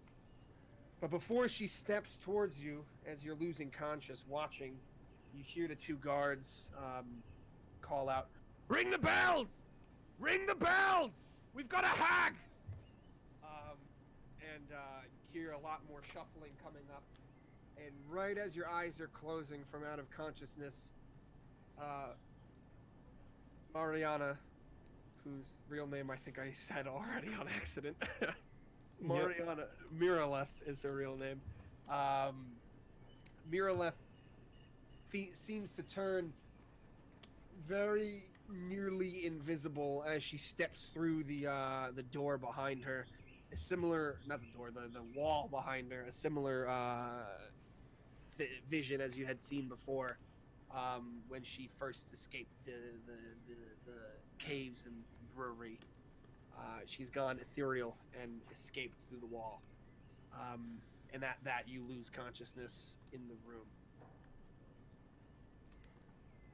As for Duck, Jack, Zora, What? Yeah. the three of you are making your way downtown to to his name is Cedric Kertuftington. Yup, Cedric Kertuftington's tailor shop. Yes. Yeah, right. All right. Are you guys still disguised, or did you take off all your disguise? So I ever disguised? Yes, you guys were. You used the rings, didn't you? No, No. Ragnar. Oh, that's right. No. Ragnar did them, so they would still be done. You still have the wristlets, and you also are disguised. So are you just gonna walk straight out the door in your disguises? Oh, The yeah, I'll front. take it off. Oh, all right. What More- route do you take to go to the tailor shop? The tailor shop is right over here, and you guys are coming out of this gate. Duck is just gonna go. It's Just gonna go. Okay, so you're gonna be going down past the inn where you guys were attacked. If you go the most direct route. Yeah. Oh, sounds good. Okay. Unless Jack doesn't want you. Jorah's gonna give both of you a sharp look and say, "Oh God, I'm traveling with the morons." No, it's pronounced Duck. He gives you a dumbfounded look, but nods and follows you. You head down through downtown Farthing. You pass the cavernous crack. There are people outside cleaning up the bodies in the streets of the bandits that still there. Some of them, not all of them. Most of them were ferried away by Mr. Takumi, but some of the bodies were there. Down through the streets, you find a few of the other bodies before you jumped into the portal. And luckily for you, with your disguise that Ragnar worked so hard on, and the commotion of the people gathering around the bodies and the cleanings and all that and everything that just happened, no one seems to notice the two of you, the three of you, walking nonchalantly by. You seem to get to Mr. Cedric Kertuffington's Taylor Emporium without any incident. Are you gonna walk right in? Yeah, right in. All right. Cedric is currently standing in front of a mirror, doing different poses, and he's quietly talking to himself. You can kind of hear him go, "Oh yes, wow, yes indeed. Oh Sid, you. Oh yes, yes." And he flexes hello. a bit. He said hello. Yeah, Redrick. Ah! You! It is you again! What are you doing here so soon? Your kit was not ready! It's not ready? No, I told you you were weak! Not even a little bit? A little bit, you were here a few hours ago! I mean, could I see how it's coming along? They're still drawing the designs! I just want to look at it. Good. By the. Fine. He says, walking into the back room. You hear him from the back room. Araya! I need the designs! Where are they? Where do we put them? Hear some shuffling in the back room as he comes out with large pieces of parchment paper. You. Which one was yours again? He says, pointing to you, Duck. Oh, I forget. You forget. Was Yeah. it? Oh, what's your name again? It's Duck. So was it the duck bent in a D shape? Probably. Ah, If yes. I had yes, to yes. guess. That, yes, that. Well, no, it's not ready, but here you go. And he pulls that. He shows you the parchment paper. He shows you a drawing of a pretty nice duck. It's pretty elaborate. There still needs to be some shading and some other things done in, but it's bent over. Its neck bent over, seemingly grooming itself in the shape of. Is that exactly what you wanted? Yes. Yeah, very cool. Right, yeah, it reminds me. It's not always about the duck on our backs, but the one in our hearts and minds. I'm going It's to not the pretend beard to know on what the that outside that counts, it's the beard on the inside. And you, whatever you are, he says, pointing over to Jack, who is disguised but still a dragonborn, so like looks really weird. Which one was yours? It's just a fake mustache. You know, Ragnar has more skill than that. It's a fake mustache attached to the fake nose with the thick black rimmed glass. On top of a monocle. Is odd considering he has a dragon snout. That's what makes it awesome. Oh my god. That's what It's sells like- the disguise. It's shifted. There's just like a plastic piece between the mustache and the monocle that hangs on your nose. Oh, it's I great. just imagined you dumped a bucket of paint on me. You're just a different color dragon. Which one were you again? I do not remember. I had the dragon. Oh, yes. The blue dragon in gold on the black cape, yes? That was correct, yes. And you wanted Rapon, yes? Yep. Bless you. I did not sneeze. I said Rapon. Do you not know what that means? Bless you. Is it allergy season or something? Oh, God. Yeah, he looks very annoyed. Looks over to Jorah. Did you want on a cape too? Ragnar, what would Jorah say? You think he wants a Jorah cape? just like he's not even gonna ask for Ragnar's cape. He's just kind of so pissed off that we're doing something so stupid. He's just gonna like, no, I don't want a cape. You sure? I can get you a cape. It is within my power. I don't want a cape. That's exactly what someone who wants a cape would say. Yes. No, I think the man made it clear he does not want a cape. But yes, I have your drawing here. No, you don't know him like I do. He shuffles through the like 7 or 8 pieces of parchment and finds the dragon. The dragon is rampant. It is standing up, its claws out, it's roaring, a little bit of a tongue coming out as it roars. It is in the shape of a blue dragon. It's not colored, it's black and white. But it's again not quite shaded yet. But he shows it to you and he says, "Now this is the expensive cape, but I hope it will come out nice. It will be worth every single copper." Cool. You like it, yes? Yeah, this is great. Yep. Okay, perfect. Now get out! I told you a week. Right, so I will add another day every time you come back. a week is like 2 days, right? 7 days. Ha! Like Never starts mind. counting on his fingers. 7 days. You don't look stupid, he says, pointing at Jack. You know what the week is, yes? Of course, a week is obviously 8 days. Good gods! Okay, look, perfection takes time. Okay. Time takes time. You will turn around. You will not come back, okay, until it is done. In fact, no. Tell me where you are staying. Where are you staying? Jorah will Where are we staying?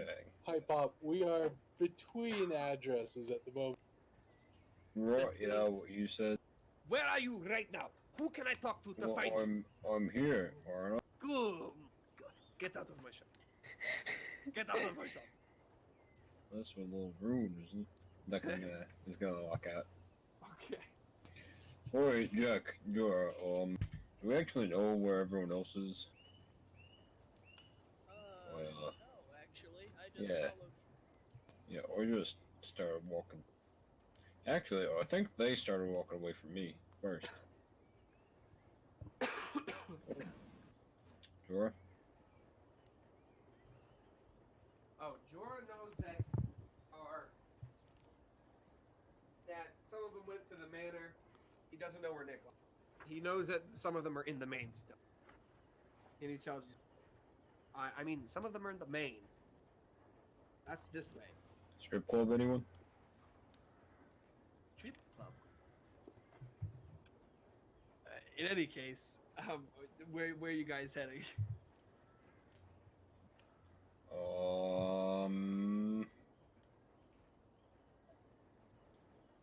Anyone have any errands? That was my only one.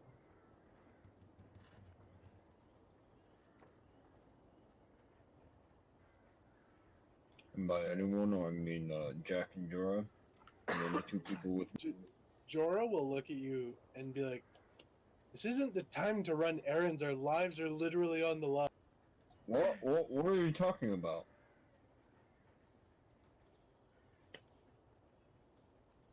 Jorah's gonna walk back to the main. Okay. Jorah's leaving you behind. He says he's heading back to the main. What are the 2 of you gonna do? Follow him? Duck's just gonna follow Jorah. He's walking with purpose. It's time to leave. Duck admires that. All right. Back at the Blackwell Manor, you've been having the conversations for a little bit before Ragnar rushes sneakily back into the receiving room. What would you like to do? You've got some time before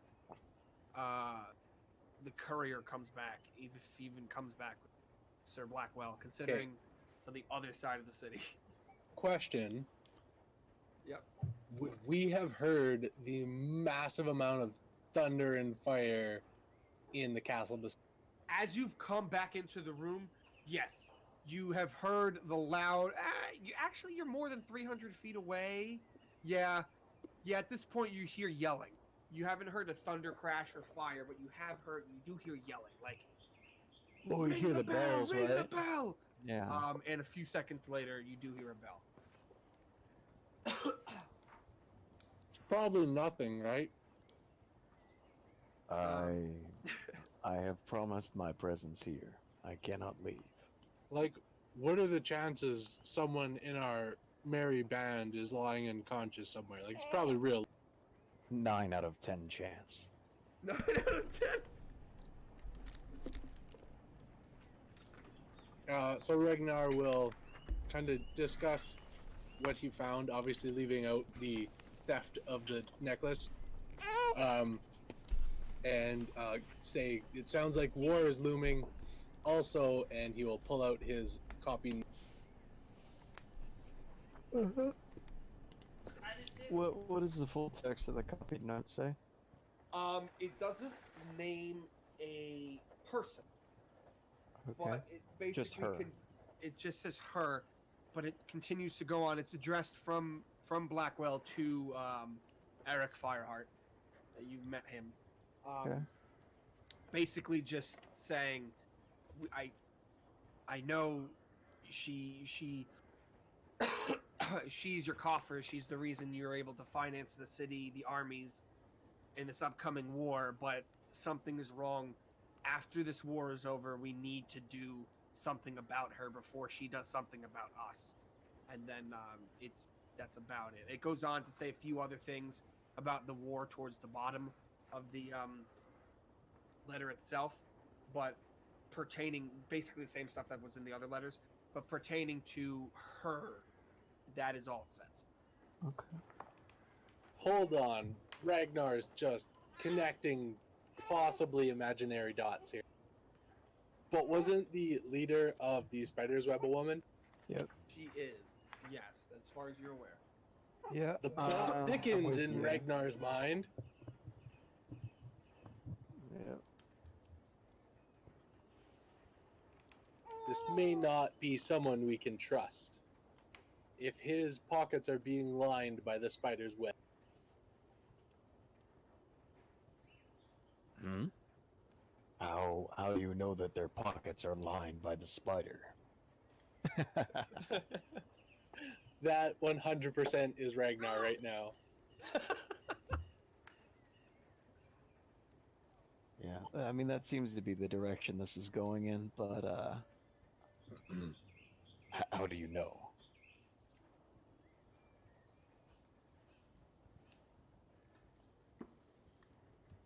Actually, you know what? That's not Ragnar. Ragnar is actually Mark Wahlberg in The Other Guys. He's like, these guys could be black market agents for the Chinese ninja. Takumi's like, where are you getting this from? Absolute perfection.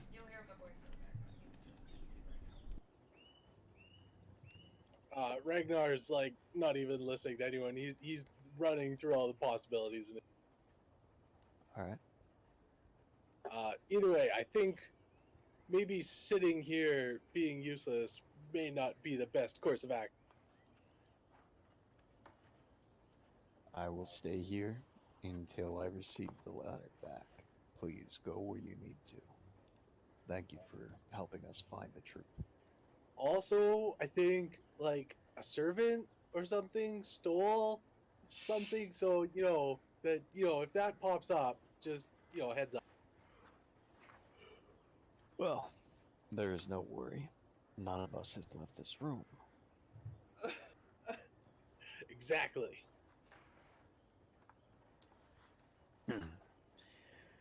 Very well. Now, Irisvale, tell us of your childhood. What was it like growing up without the sun's calming light? Well, I didn't know about it, so it's not like it was something I could have missed. Indeed. What was it like the first time that you saw Evandria's light in the sky? Oh my God, Ragnar is just bored to death. He's gonna like walk out. Hey, hey. Sure. I mean, do what you want. And Irisville, you have no fucking clue, Andrew. No clue.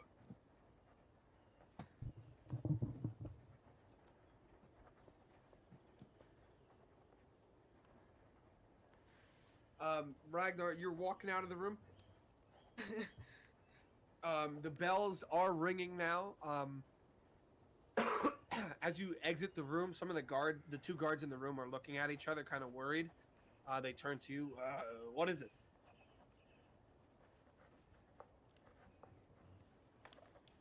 So Ragnar is just gonna like kind of pop his head out and be like, what the heck's going on? What's all this commotion?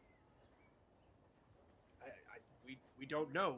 We're paid to guard the manor, not the castle. But you could go ask someone outside. Bells only rung when there's intruders. Boom. Something. Ragnar sees his window to leave with his goods. He's out the. Okay. You head out the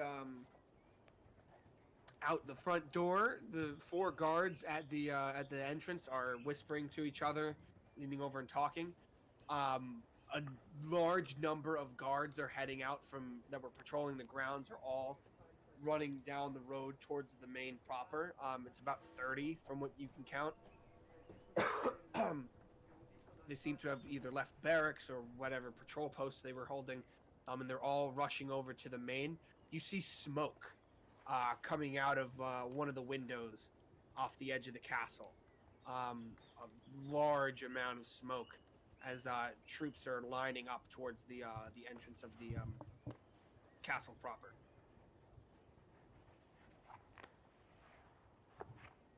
Okay, so Ragnar will head towards the castle.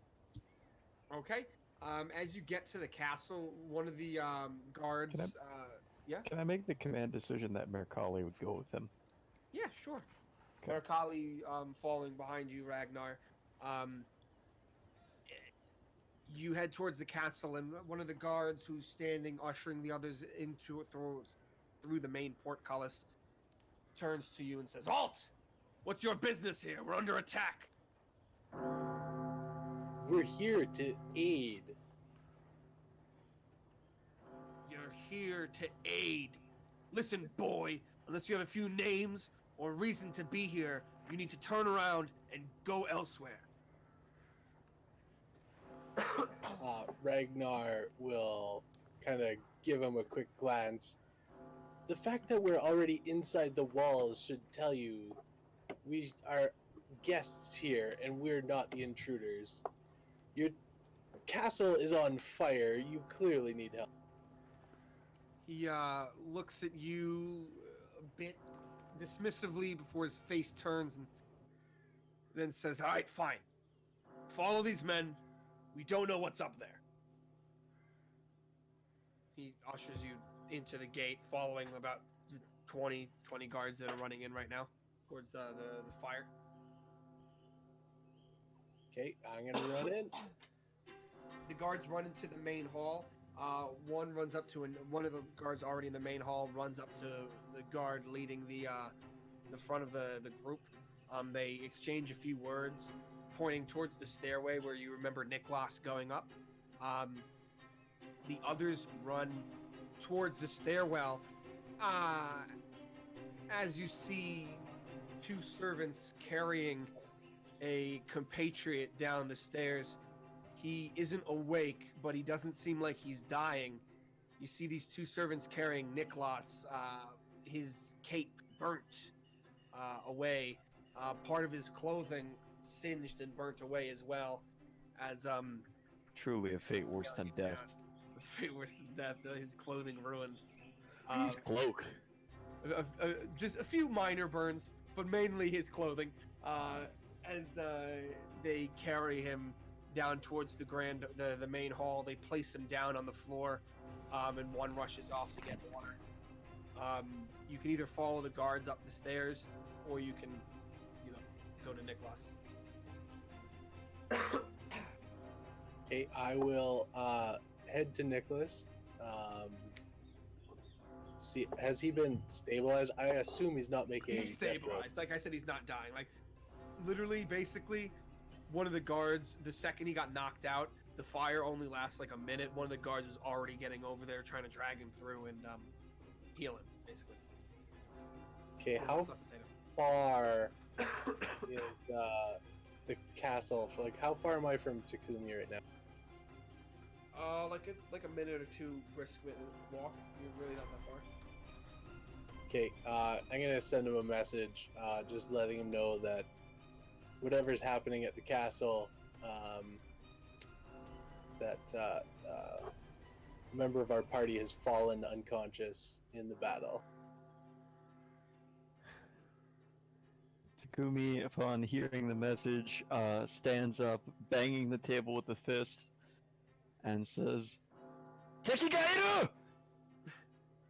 before sitting back down in frustration, saying, "A promise is a promise.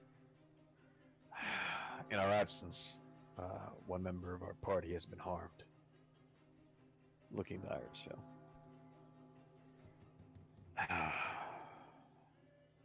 I wish we'd been there. But hopefully we can help more in the future by talking to this man Blackwell. When is that courier going to be back? Not yet. Takumi just gives a brief back to Ragnar.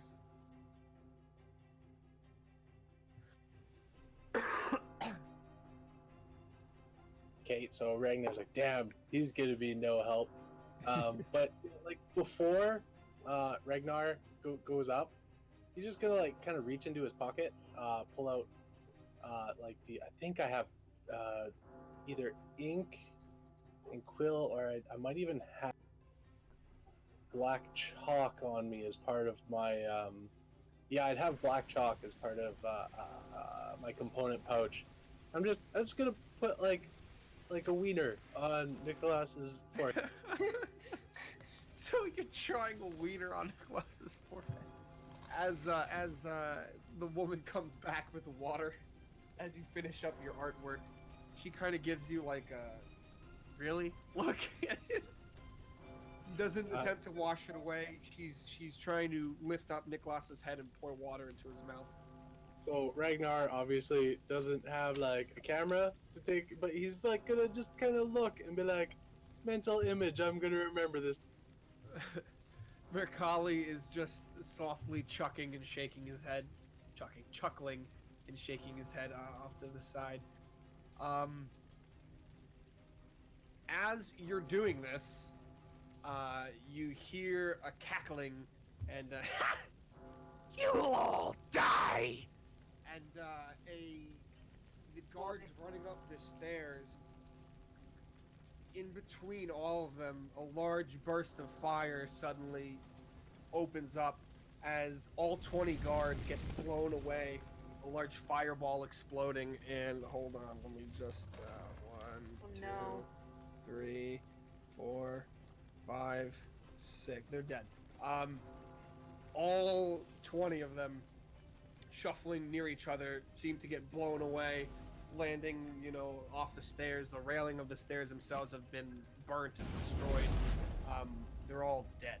They all seem like instantly incinerated on their faces, as the familiar form of the night hag comes down the stairs, no longer in her ethereal form.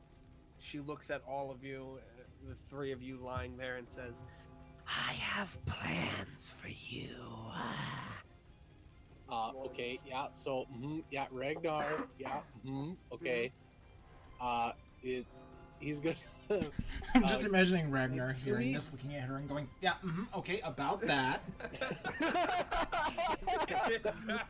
Yep. Basically, exactly what's happening.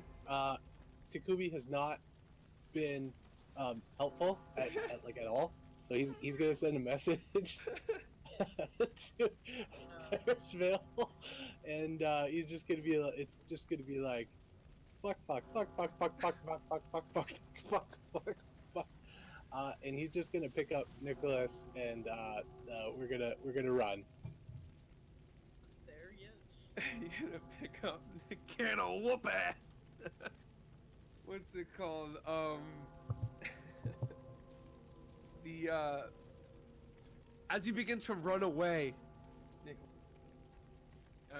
Ragnar carrying Niklas, you and Mercalli.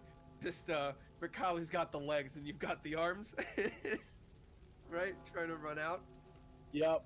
1 second, I have to look up. Okay, there it is. It sucks when she can cast 17 spells. To have them all memorized, it's not easy. But can you please make a wisdom save for me? This is gonna be rough.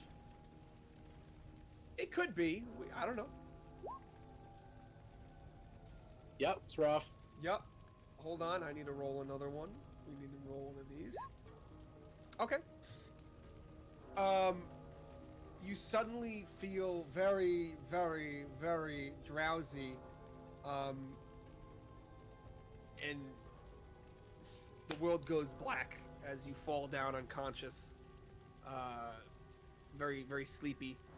You have fallen asleep.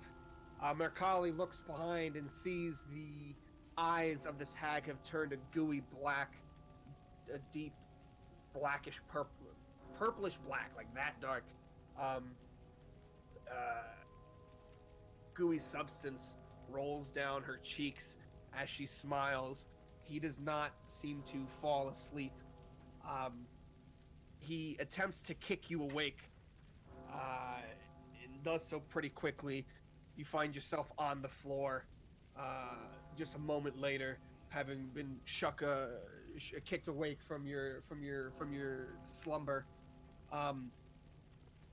She looks at the three of you and says, This won't be the last time we see each other. and quickly pops out of existence.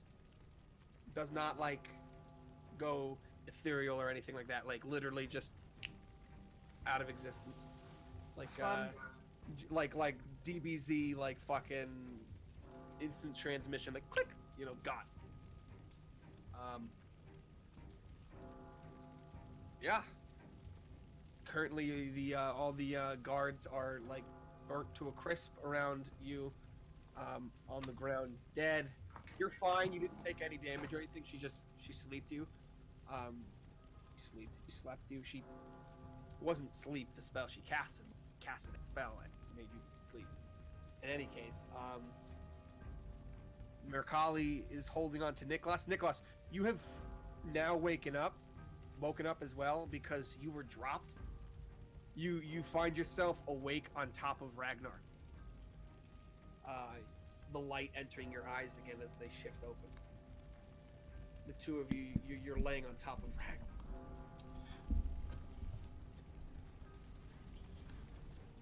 Oh no, Nicholas! Someone must have drawn something on your face while you were sleeping.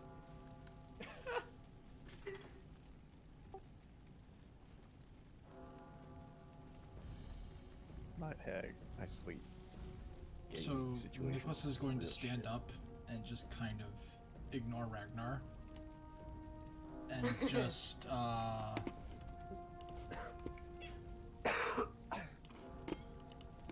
Yes, I know. Sorry, I've got a cat demanding attention on my lap at the same time. He's going to stand up and just take a look at what's going on around him for right now. So right now, you realize you're back in the Grand Hall. You don't feel very well. You're at 1 HP. But looking over towards the stairwell that goes up from the Grand Hall to where Mariana's room was, Mariana, you see about 20 or so scorched bodies, some in the front, some in the back, but all quite effectively dead. Scattered across the floor, somewhere on the stairs. Some were blasted against the wall and are simply held held up against the wall, seemingly almost burnt onto it. The railing of the stairs themselves got blasted off. It looks like carnage. None of them seem to be the guards, that 2 guards that showed up in the room that you remember.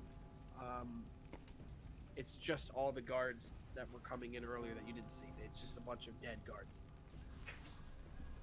No hag to be seen.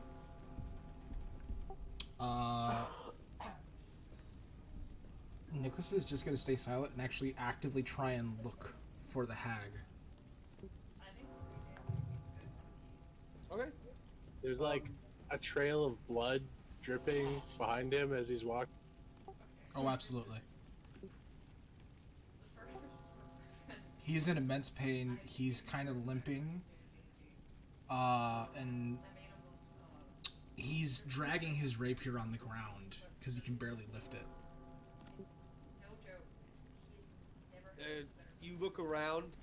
Besides the singed corpses that are still very hot to the touch, there seems to be no sign of Miraleth.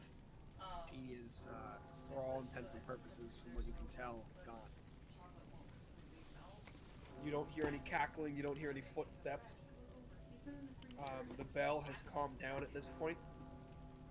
It's ringing a bit less often. It's not dong, dong, dong, it's dong, dong. I mean, it's like someone's up there actively ringing it every few seconds. But no, you don't seem to be able to locate Miraleth right now. She has used some sort of magic to pop out of existence. Ragnar, you can roll Arcana if you want to see if you can think of what she used to get out of there. Mercalli knows. You could also ask Mercalli, because he would know. You don't know. So Mercalli, what did she use? Mercalli, as an offhand remark, mentions that it seemed like with the speed of which she disappeared, and the quiet, the hand gesture she caught, and the quiet, what's the word? In the quiet,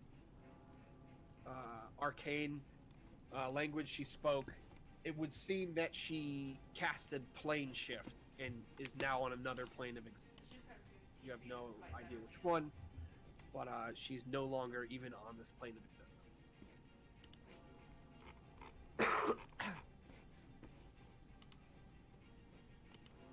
All right. Well, that I think we should probably regroup because she just tore through like 20 guards and bloody old Niklas over there, and Mercalli and myself. I don't think we're suited to take this on. I don't want to say we're squishy, but you know, You're squishy. just kind of like he kind of like pokes like his soft spot on his side. He's like, there's a little bit of squish going on. That was an 8d6 damage roll.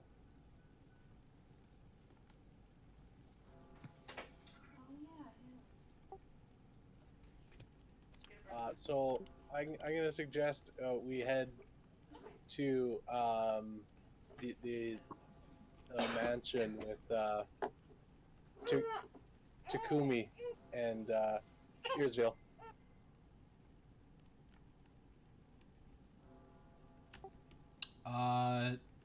Niklas will actually say nothing, and well, I take that back. Niklas is going to turn around and stare Ragnar dead in the eye, and then he's going to, with all of his strength, just lift up his rapier and just yeet it across the room. And he's just gonna scream, "She played us like a damn fiddle!"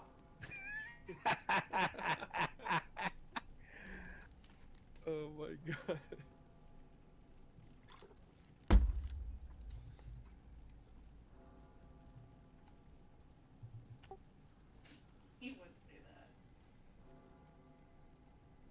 That's the extent of Niklas's mentality at this moment.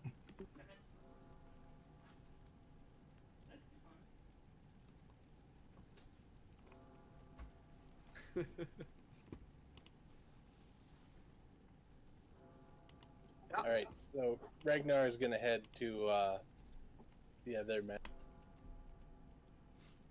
Okay. Okay. So, Niklas, are you picking up your rapier and following them?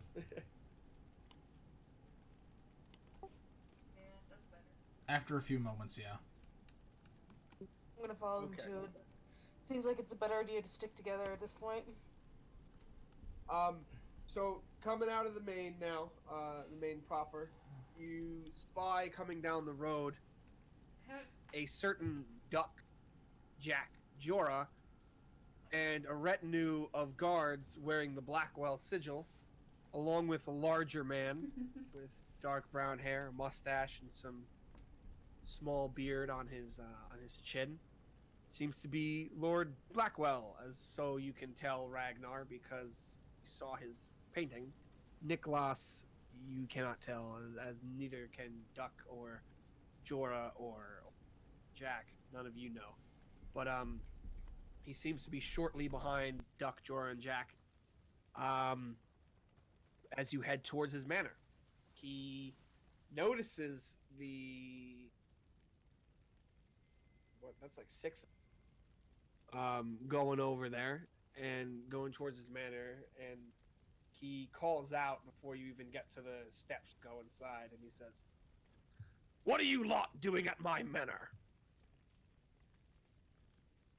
I don't know. I've never ever stepped foot in this building before ever. I was told one of my friends is inside. Is he the one that wrote the letter? Yes, we are coming here to meet him.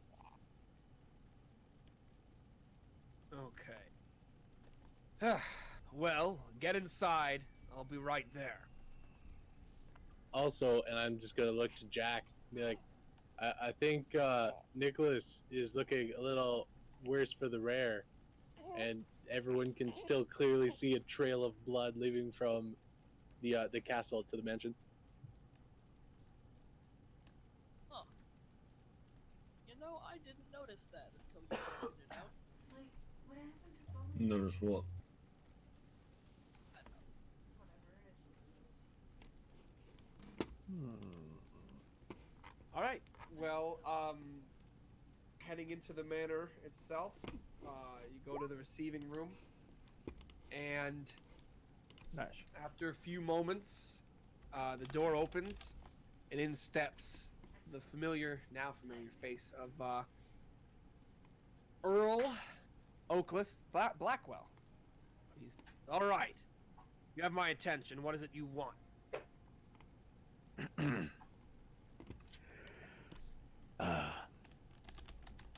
Earl Oakleith. It's come to our attention that there's a town under Trenton Rodiger which is not being dealt with very well. We were responsible for saving its citizens, and we think that there are some more problems going on around here that we'd like your help with. You'd like my help? Trenton Rodiger is under your stewardship, is he not? Only because I knew his father, yes. Mm-hmm. Do you accept responsibility for his mismanagement? He's his own man. I've got my own towns to worry about. Mm-hmm. And where is Trenton right now? Probably getting drunk at one of the inns. Mm-hmm. That boy wasn't a noble. If I didn't like his father, he'd be rotting in a jail cell right now. So, you and I can both agree on that. It's a shame, the incompetence allowed among nobility. They think that they're better than everyone else just because they're born into it. Here, here. It's pathetic. Yeah, power needs to be earned.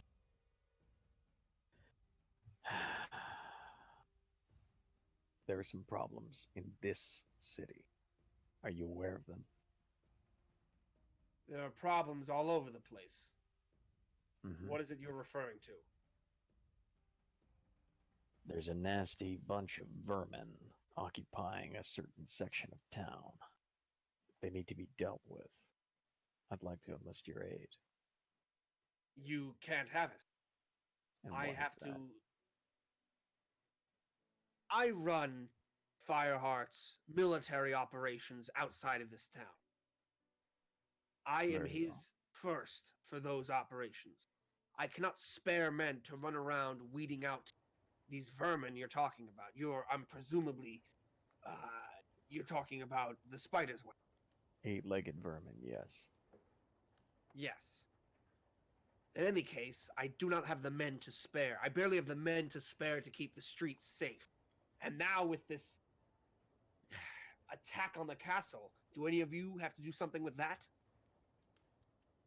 Takumiya's like, I mean, he's like vaguely aware, but he just sort of casts a confused, unguarded look to the injured folks that I presume arrived behind our dear friend Blackwell, and says, I didn't know anything about it. Not the foggiest.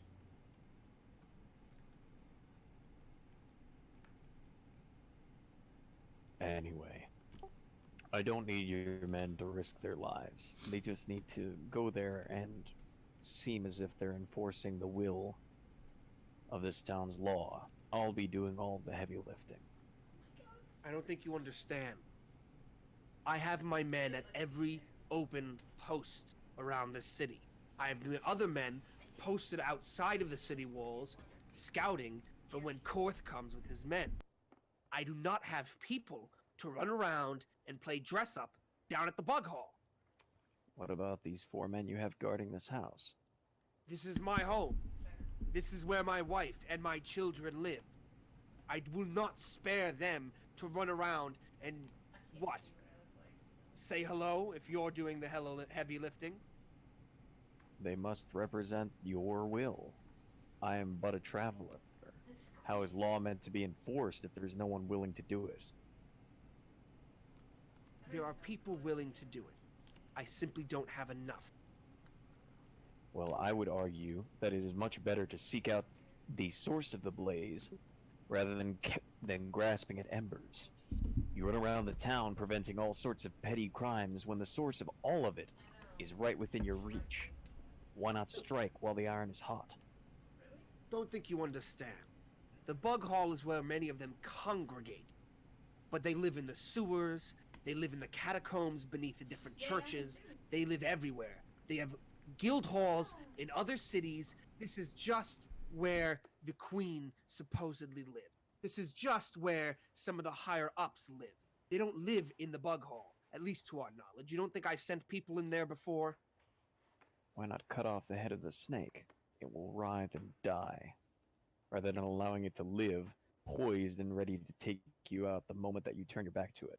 Because it's not a snake we're dealing with. It's a hydra. Aha, a hydra with many queens then, or only the one? To our knowledge, only the one, but she wasn't the first. Mm-hmm. Perhaps she could be the last. It is a very honorable thought of you, but it is also very naive. We can try to kill her, but we don't even know who she is. Well, I think that if we were to go with my plan, it would be quite simple to flush her out if she is staying there. And if not, then at the very least we can put a great number of criminals behind bars. Say you run a criminal organization that spans cities across an entire continent. I will not, but okay. Would you think that it would be wise to live in the place where everyone knows a lot of your workers live? Why not? If the town will allow you to move about with impunity, behaving as if you're the rightful ruler of the land. We, as I've said, have sent people in there before. I don't have 1,000 men to run around the entire town and apprehend every single thief. I wish I did, but I don't. What's crawling within the bug hall are some of the petty thieves that live in downtown Farthing. That is what my men report every time we send them in there. So, petty thieves, you say? I have it on good authority that there are absolute assassins willing to die for their cause living there. Those aren't Yes. petty thieves. Some are assassins, but the most that are in there will be thieves. Yes, it may be like finding a needle within a haystack, but it's quite easy to get poked. Do you really intend to allow these men who are willing to kill to run about free? No, I don't. But when I have the time, and when I have the men to do something about it, perhaps that's the next issue we'll tackle. Right now, I need to prepare for war. I don't have time to run around sending men to go say hello to a number of thieves and assassins in some abandoned church. It would You be don't a have to breach be of that manners. angry about it. It would be a breach of manners to insult a man in his own home.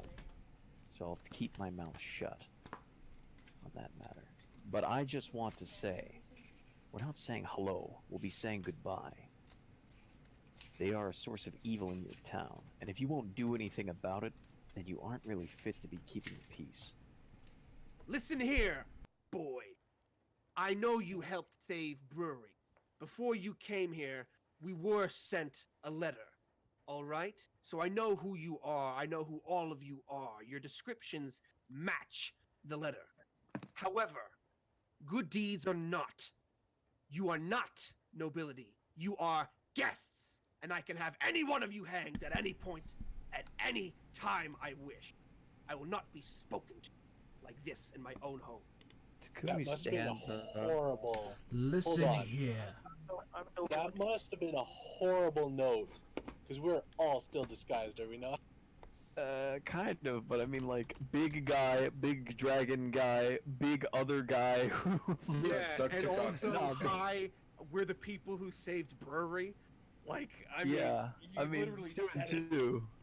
Yeah, I mean, we weren't like, oh, hey, we're secret agents. Takumi is going to step up from the table and stride over, trying to get in Oakwood's face, and he'll look down at him, I presume. Yeah, not as tall as Let me Takumi. say, any man who would use death as a threat for trying to keep the peace is not fit to call himself an executor of justice. I suggest that you change your tone right now. I don't execute justice, boy. I run a city. They are different things. Now you will turn around and leave my manor at once. Oh man, I want to stab him so bad. Do it. Oh, Do it. this isn't gonna end well. Oh, Yeah, Say something in Japanese. Ragnar is gonna just like kind of pat Takumi on the back, be like, "It's okay, buddy. We'll go get some ice cream."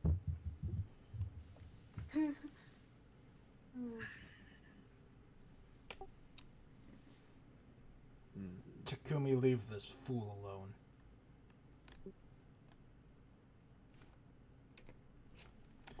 We've other matters to attend to than trying to convince a cowardly, spineless, penis-sniffing orc cock gobbler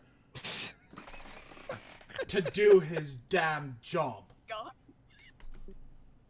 At that, Mr. Blackwell is going to quickly turn around, step out of the room, speak to one of the guards, and then come back into the room and say, "What are you doing in the main? Who let you in?" we're here talking to Dekka. Suppose you might have known that he was here. "Yes, I'm aware." This is all his plan. We're merely the messengers. You're Do you wanna make disrespecting a the 12 deception? claws. Yeah, basically. Give me a Oh. second. Fuck. You see, Takumi has really bad luck. I'm just gonna say that. This is Dekon's side project, if anything. He answers to me. He is here on my invitation, and mine alone. So now listen to me, all of you. I'm revoking whatever paper or allowance let you into the main in the first place. You will leave my manor. You will walk out of the front gate, and you will not return. Understood? Let me think about this. He has no guards nearby, and he's a dickhead. He's got two right outside the door. Well, he said he had no guards, so clearly he doesn't have enough to fight us. Didn't he say he had 4 guards guarding his house? Yeah, he's got 4 guards in his house, but He's that's got it. 2 inside that you saw and 4 right outside. So... I don't know. Niklas says like 13 HP. Everybody else good? I'm not saying we're just gonna murder them. I'm just saying we gotta just, you know, spread the word of God, if you know what I mean. Should I squeeze him? Can I just point out that it's almost funny that the paladin is going to be the one to like burn down a city here? The good paladin is going to attack a lord in his own home. An evil lord? Or just a good lord having a very bad day and not putting up with this shit. I steal necklaces. Evil. Takumi kills people. Hey, allegedly.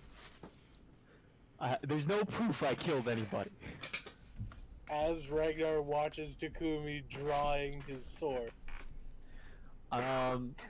So Takumi is going to give sort of an angry glance about the room, hoping that people catch on, and looking around to see if anybody's gonna stop him before he's gonna pull out his sword. Okay, everyone roll initiative, and we will continue this next session. I will roll initiative for Mercalli. Always roll lowest. That's shit. Let's see. Initiative. I have 1 stamina point left, and I know what I'm gonna do with it.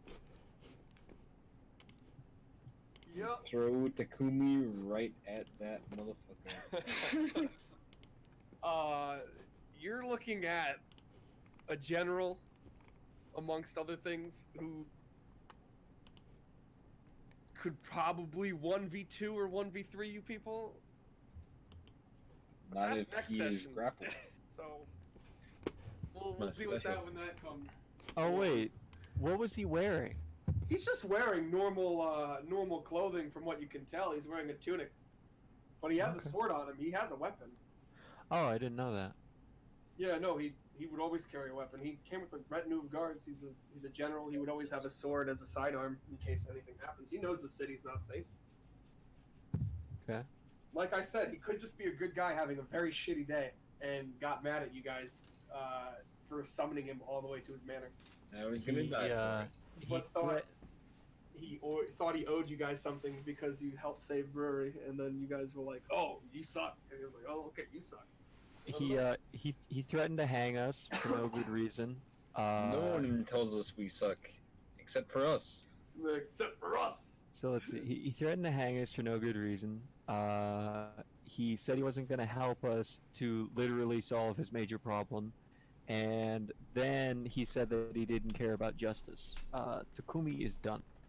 Yeah, no, I'm not saying you don't have a reason. I'm just saying, you know. Also, Imagine correct me if like I'm being in wrong. the middle of preparing a city for war, and then some adventurers call you to your own house and call you gay. That's basically like That the next like 3 or 4 days. That's how like riled up he is, and that's so. not just gay for orcs. Yeah, basically. Yeah. What were you saying, Niklas? correct me if I'm wrong, but from context and from what I was told, Lord Blackwell isn't like the be-all end-all, and technically of the main, wouldn't Eric Yeah. Fireheart be above him? I Yeah. thought so. He would be. So Eric this Fireheart motherfucker runs just tried to issue a coup. what, by revoking it? You didn't get your. I mean, he rewrote it, but you didn't get your thing. He doesn't know who you got it from in the first place, your paper. But you also didn't get it by the issue of Eric. You got it really by the issue of the other guy, but Eric rewrote it. Well, you got And gave his official seal and That's signature. true, but he also doesn't know who you got it from. If you had showed that to him, he probably would have said, "All right, fine, but you're not allowed in my manor or my group." Well, we're allowed because he violated the NAP. So Duck wants to see if this guy really is worthy of leading. So he is gonna fight him. Okay. I mean, okay. Yeah. I mean, yeah. It's too late now. You guys are gonna fight him. I just don't know how this is gonna go. We'll see. yeah, Boy. it's gonna be real fun. I start my turn right next to him, unless he starts before us and moves. Oh no. Now you're gonna make me have to make a battle map of this fucking mansion. You're gonna start your turn with the duck, so that duck can use the secret move.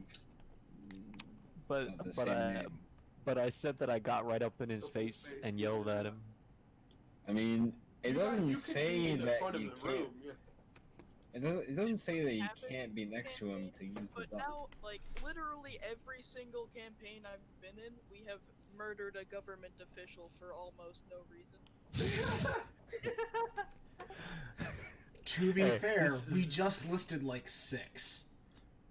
This is a very good reason. Not only is he a jerk, he's also gay for orcs. Have you heard Also, that? Fuck the man, am I right? Yeah. That's the real reason. Alright? All us men, when we're invading your home. Hey man.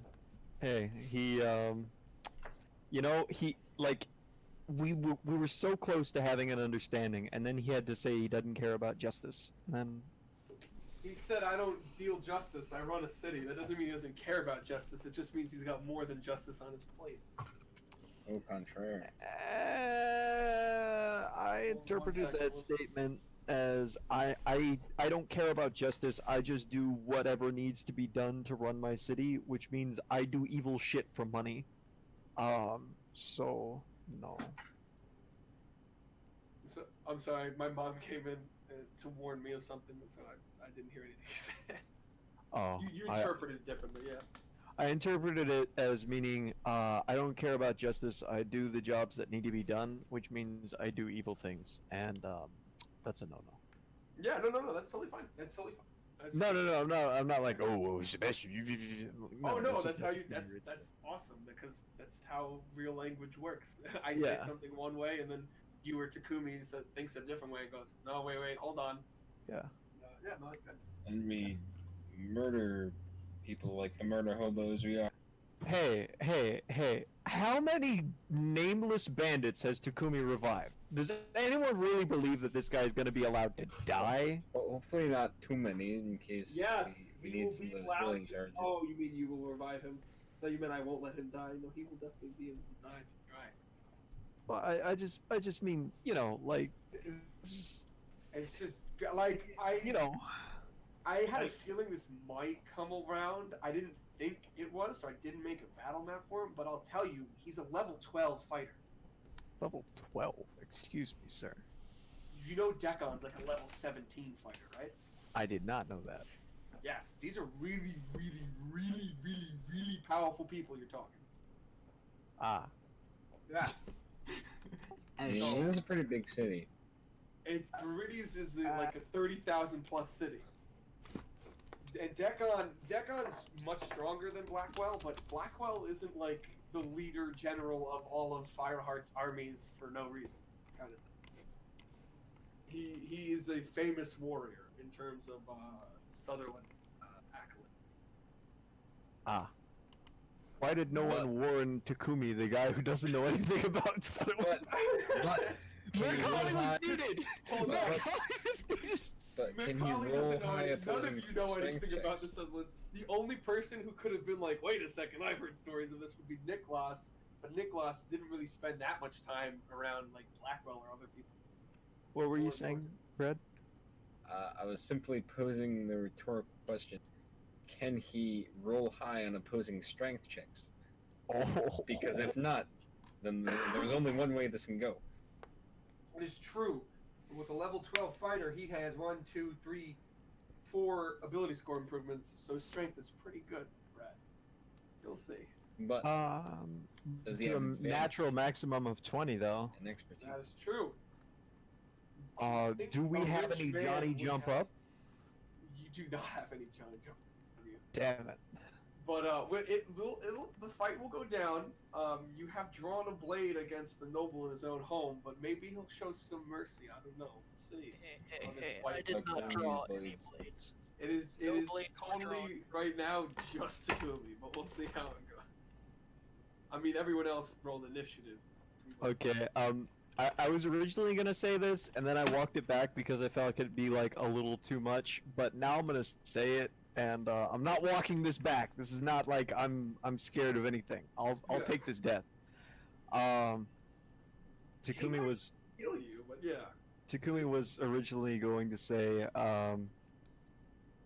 well, actually, really originally, if he was going to take responsibility for Trenton, then he was going to lay down his life and say, in exchange for a promise to rule brewery better, you know, to have his second duel Takumi. But now he's just going to say, let us decide who justice really favors. If I win, then you'll help us. And if I lose, then take my life. I do not care. So yeah. So you want to go full 1v1 mode or something? No. No, okay. In any case, that is not how I expected you guys to meet Oakcliff Blackwell. I expected you guys to meet Oakcliff Blackwell while talking to Trenton Rodiger. I had a whole thing planned for that. Not how I expected this to go down. Well, you said, oh, it's very dangerous to leave this area, and we're It like, is true. okay, let's stay in this area. I had expected you guys to meet Trenton Rodiger. Like, I expected this to happen back at like session 2. So I had planned this out like a few sessions ago, like at least kind of like what I thought might happen. Obviously, I wasn't like, this is how it has to happen. I was like, this is my idea of what might happen, right? And this is how it's gonna go. Obviously, didn't go that way, especially since I threw my own wrench in there because I was like, I messed up. Well, I didn't mess up, but Jorah, I think I told you, P-Mac, I'll tell him. All of Jorah's like backstory stuff was like off the cuff when you guys first met him. I was like, wait a second, he doesn't really have that cool of a backstory, and now it's like super duper plot relevant. And now everyone's with Jorah, and it's super plot relevant. And so that really threw a wrench in my whole Verities plan that I had planned out at the beginning. Takumi still hates Jorah, just for anyone who's wondering. Jorah's not a bad guy, but I don't know. He's a terrible person. Like if Jorah didn't have innocence to talk about, he'd be getting steel drawn at him. Just so you know. Yeah, I know. What's it called? Hey, maybe you guys will come around to Jorah, maybe you won't. We'll see. Well, I think how that everyone goes. else is like, at the very least, Ragnar likes him, right? So Well, far on the Ragnar- scale of hatred, Jorah is at like the bottom rung, with like the hag at top, followed closely by Ragnar, maybe? Why Ragnar? Well, because Ragnar came out with some of Avery? this stuff, right? Yeah. Yeah. Though, I will say, you guys were not supposed to learn about Miralith yet, but Niklas, you did some great detective work. You have, you're a real Batman, dude. But, Just like what's to it remind called? you that I called this. You did, and I was afraid because I was telling someone else, like, I already have kind of a lot of this stuff, like, thought out of what the villains are doing, that sort of thing. And I had told someone, oh, there's this one person they're gonna meet, but it's really a hag, and they're not gonna find out till really late. And he's like, be careful. My group never found out until like the DM was like, guys, it's a fucking hag. I've like dropped all the hints. Found out really early. You know, you're like very early on in the campaign. You already met one of the main villains. Congratulations, everybody. That is one of the main villains. Omerito. Yeah. Well, that's Omerito. why I'm here. That's why I'm. Oh my god. Exactly. Perfect. Obi-Wan, as always, coming up with all the best stuff, always moving the plot along in that direction. In any case, everybody, thank you for coming. It was not really that much combat. I'll think of what kind of XP to give you guys for the roleplay. It was another roleplay heavy session. May I suggest exactly enough XP to make us level 5? Well, I think you're pretty far from level 5. Exactly enough XP. It's gonna be like a 2,000. I don't know. That orc insult and using the cloak as a shield, that was a pretty good roleplay XP that I'll divide up against everybody. Cool stuff.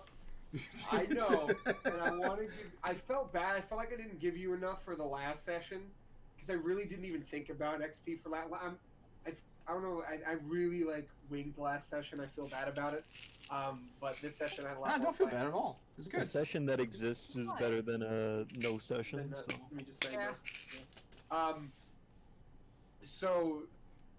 I was like, oh shit, XP, because someone asked me like after the session ended. I was like, fuck, I don't know. But I had to quickly calculate it. I feel like you guys should have got a little more XP from that session. So I'm thinking I'm gonna give you an extra 150 for that session. So for tonight, I think with that session, do 550. Each? 1950. Yeah, 550 each. I'm gonna give you a lot of XP. I really like the roleplay, and I feel bad that there's. I know not everyone's a super combat person here, but I feel like it's a fun session's always like a little bit of combat and then a little bit of roleplay, or a lot of roleplay and then some combat. And we kind of missed out here and there. No, not 1950. 550 each. Are we all at the same XP? Yes, you are. What are That we better at? not be. It's not after. What's it called? Is it? Should be 5123. Okay, 5123. perfect. I wasn't sure if Jack or if Evan you were putting that in as after the 1950. I don't know what level 5 is. Right? Isn't it 5140? 5 is 65. Whichever the higher one is. No. If you want to do 5143, that's fine. No, it's probably 5123. I think I didn't put in last session's thing. Yeah, So, 5123 is what we have right now. Level 5 is at 6400 if I remember. Level Okay. 5 is at 6500. You probably will get there next session. You will probably level up after. If we all In fact, if Yeah, this if we Oakland don't Blackwell fight doesn't end up with a TPK, you will level up next. Because Okay, he's going to so- give you more than enough XP. So question: those bandits that Takumi healed and subsequently killed Those themselves, all does count that for XP, yeah. count as killing them twice though? No. 'Cause they killed themselves. You do not get a Hmm. no assist. Okay. You do not get assist XP. None of that. Okay. I'm I'm just starving kidding. because I didn't get to eat dinner. So I'm going to go do that. Oh, sorry. Thanks for. No, it's fine. first- This was a lot of fun, a lot of role play. Yeah, everybody, good night. Thank you all for coming. Next session. There is a day, the 19th, 21st, and 20th is this weekend. I'm going out. So that weekend, so the 20th, we're not gonna have a game.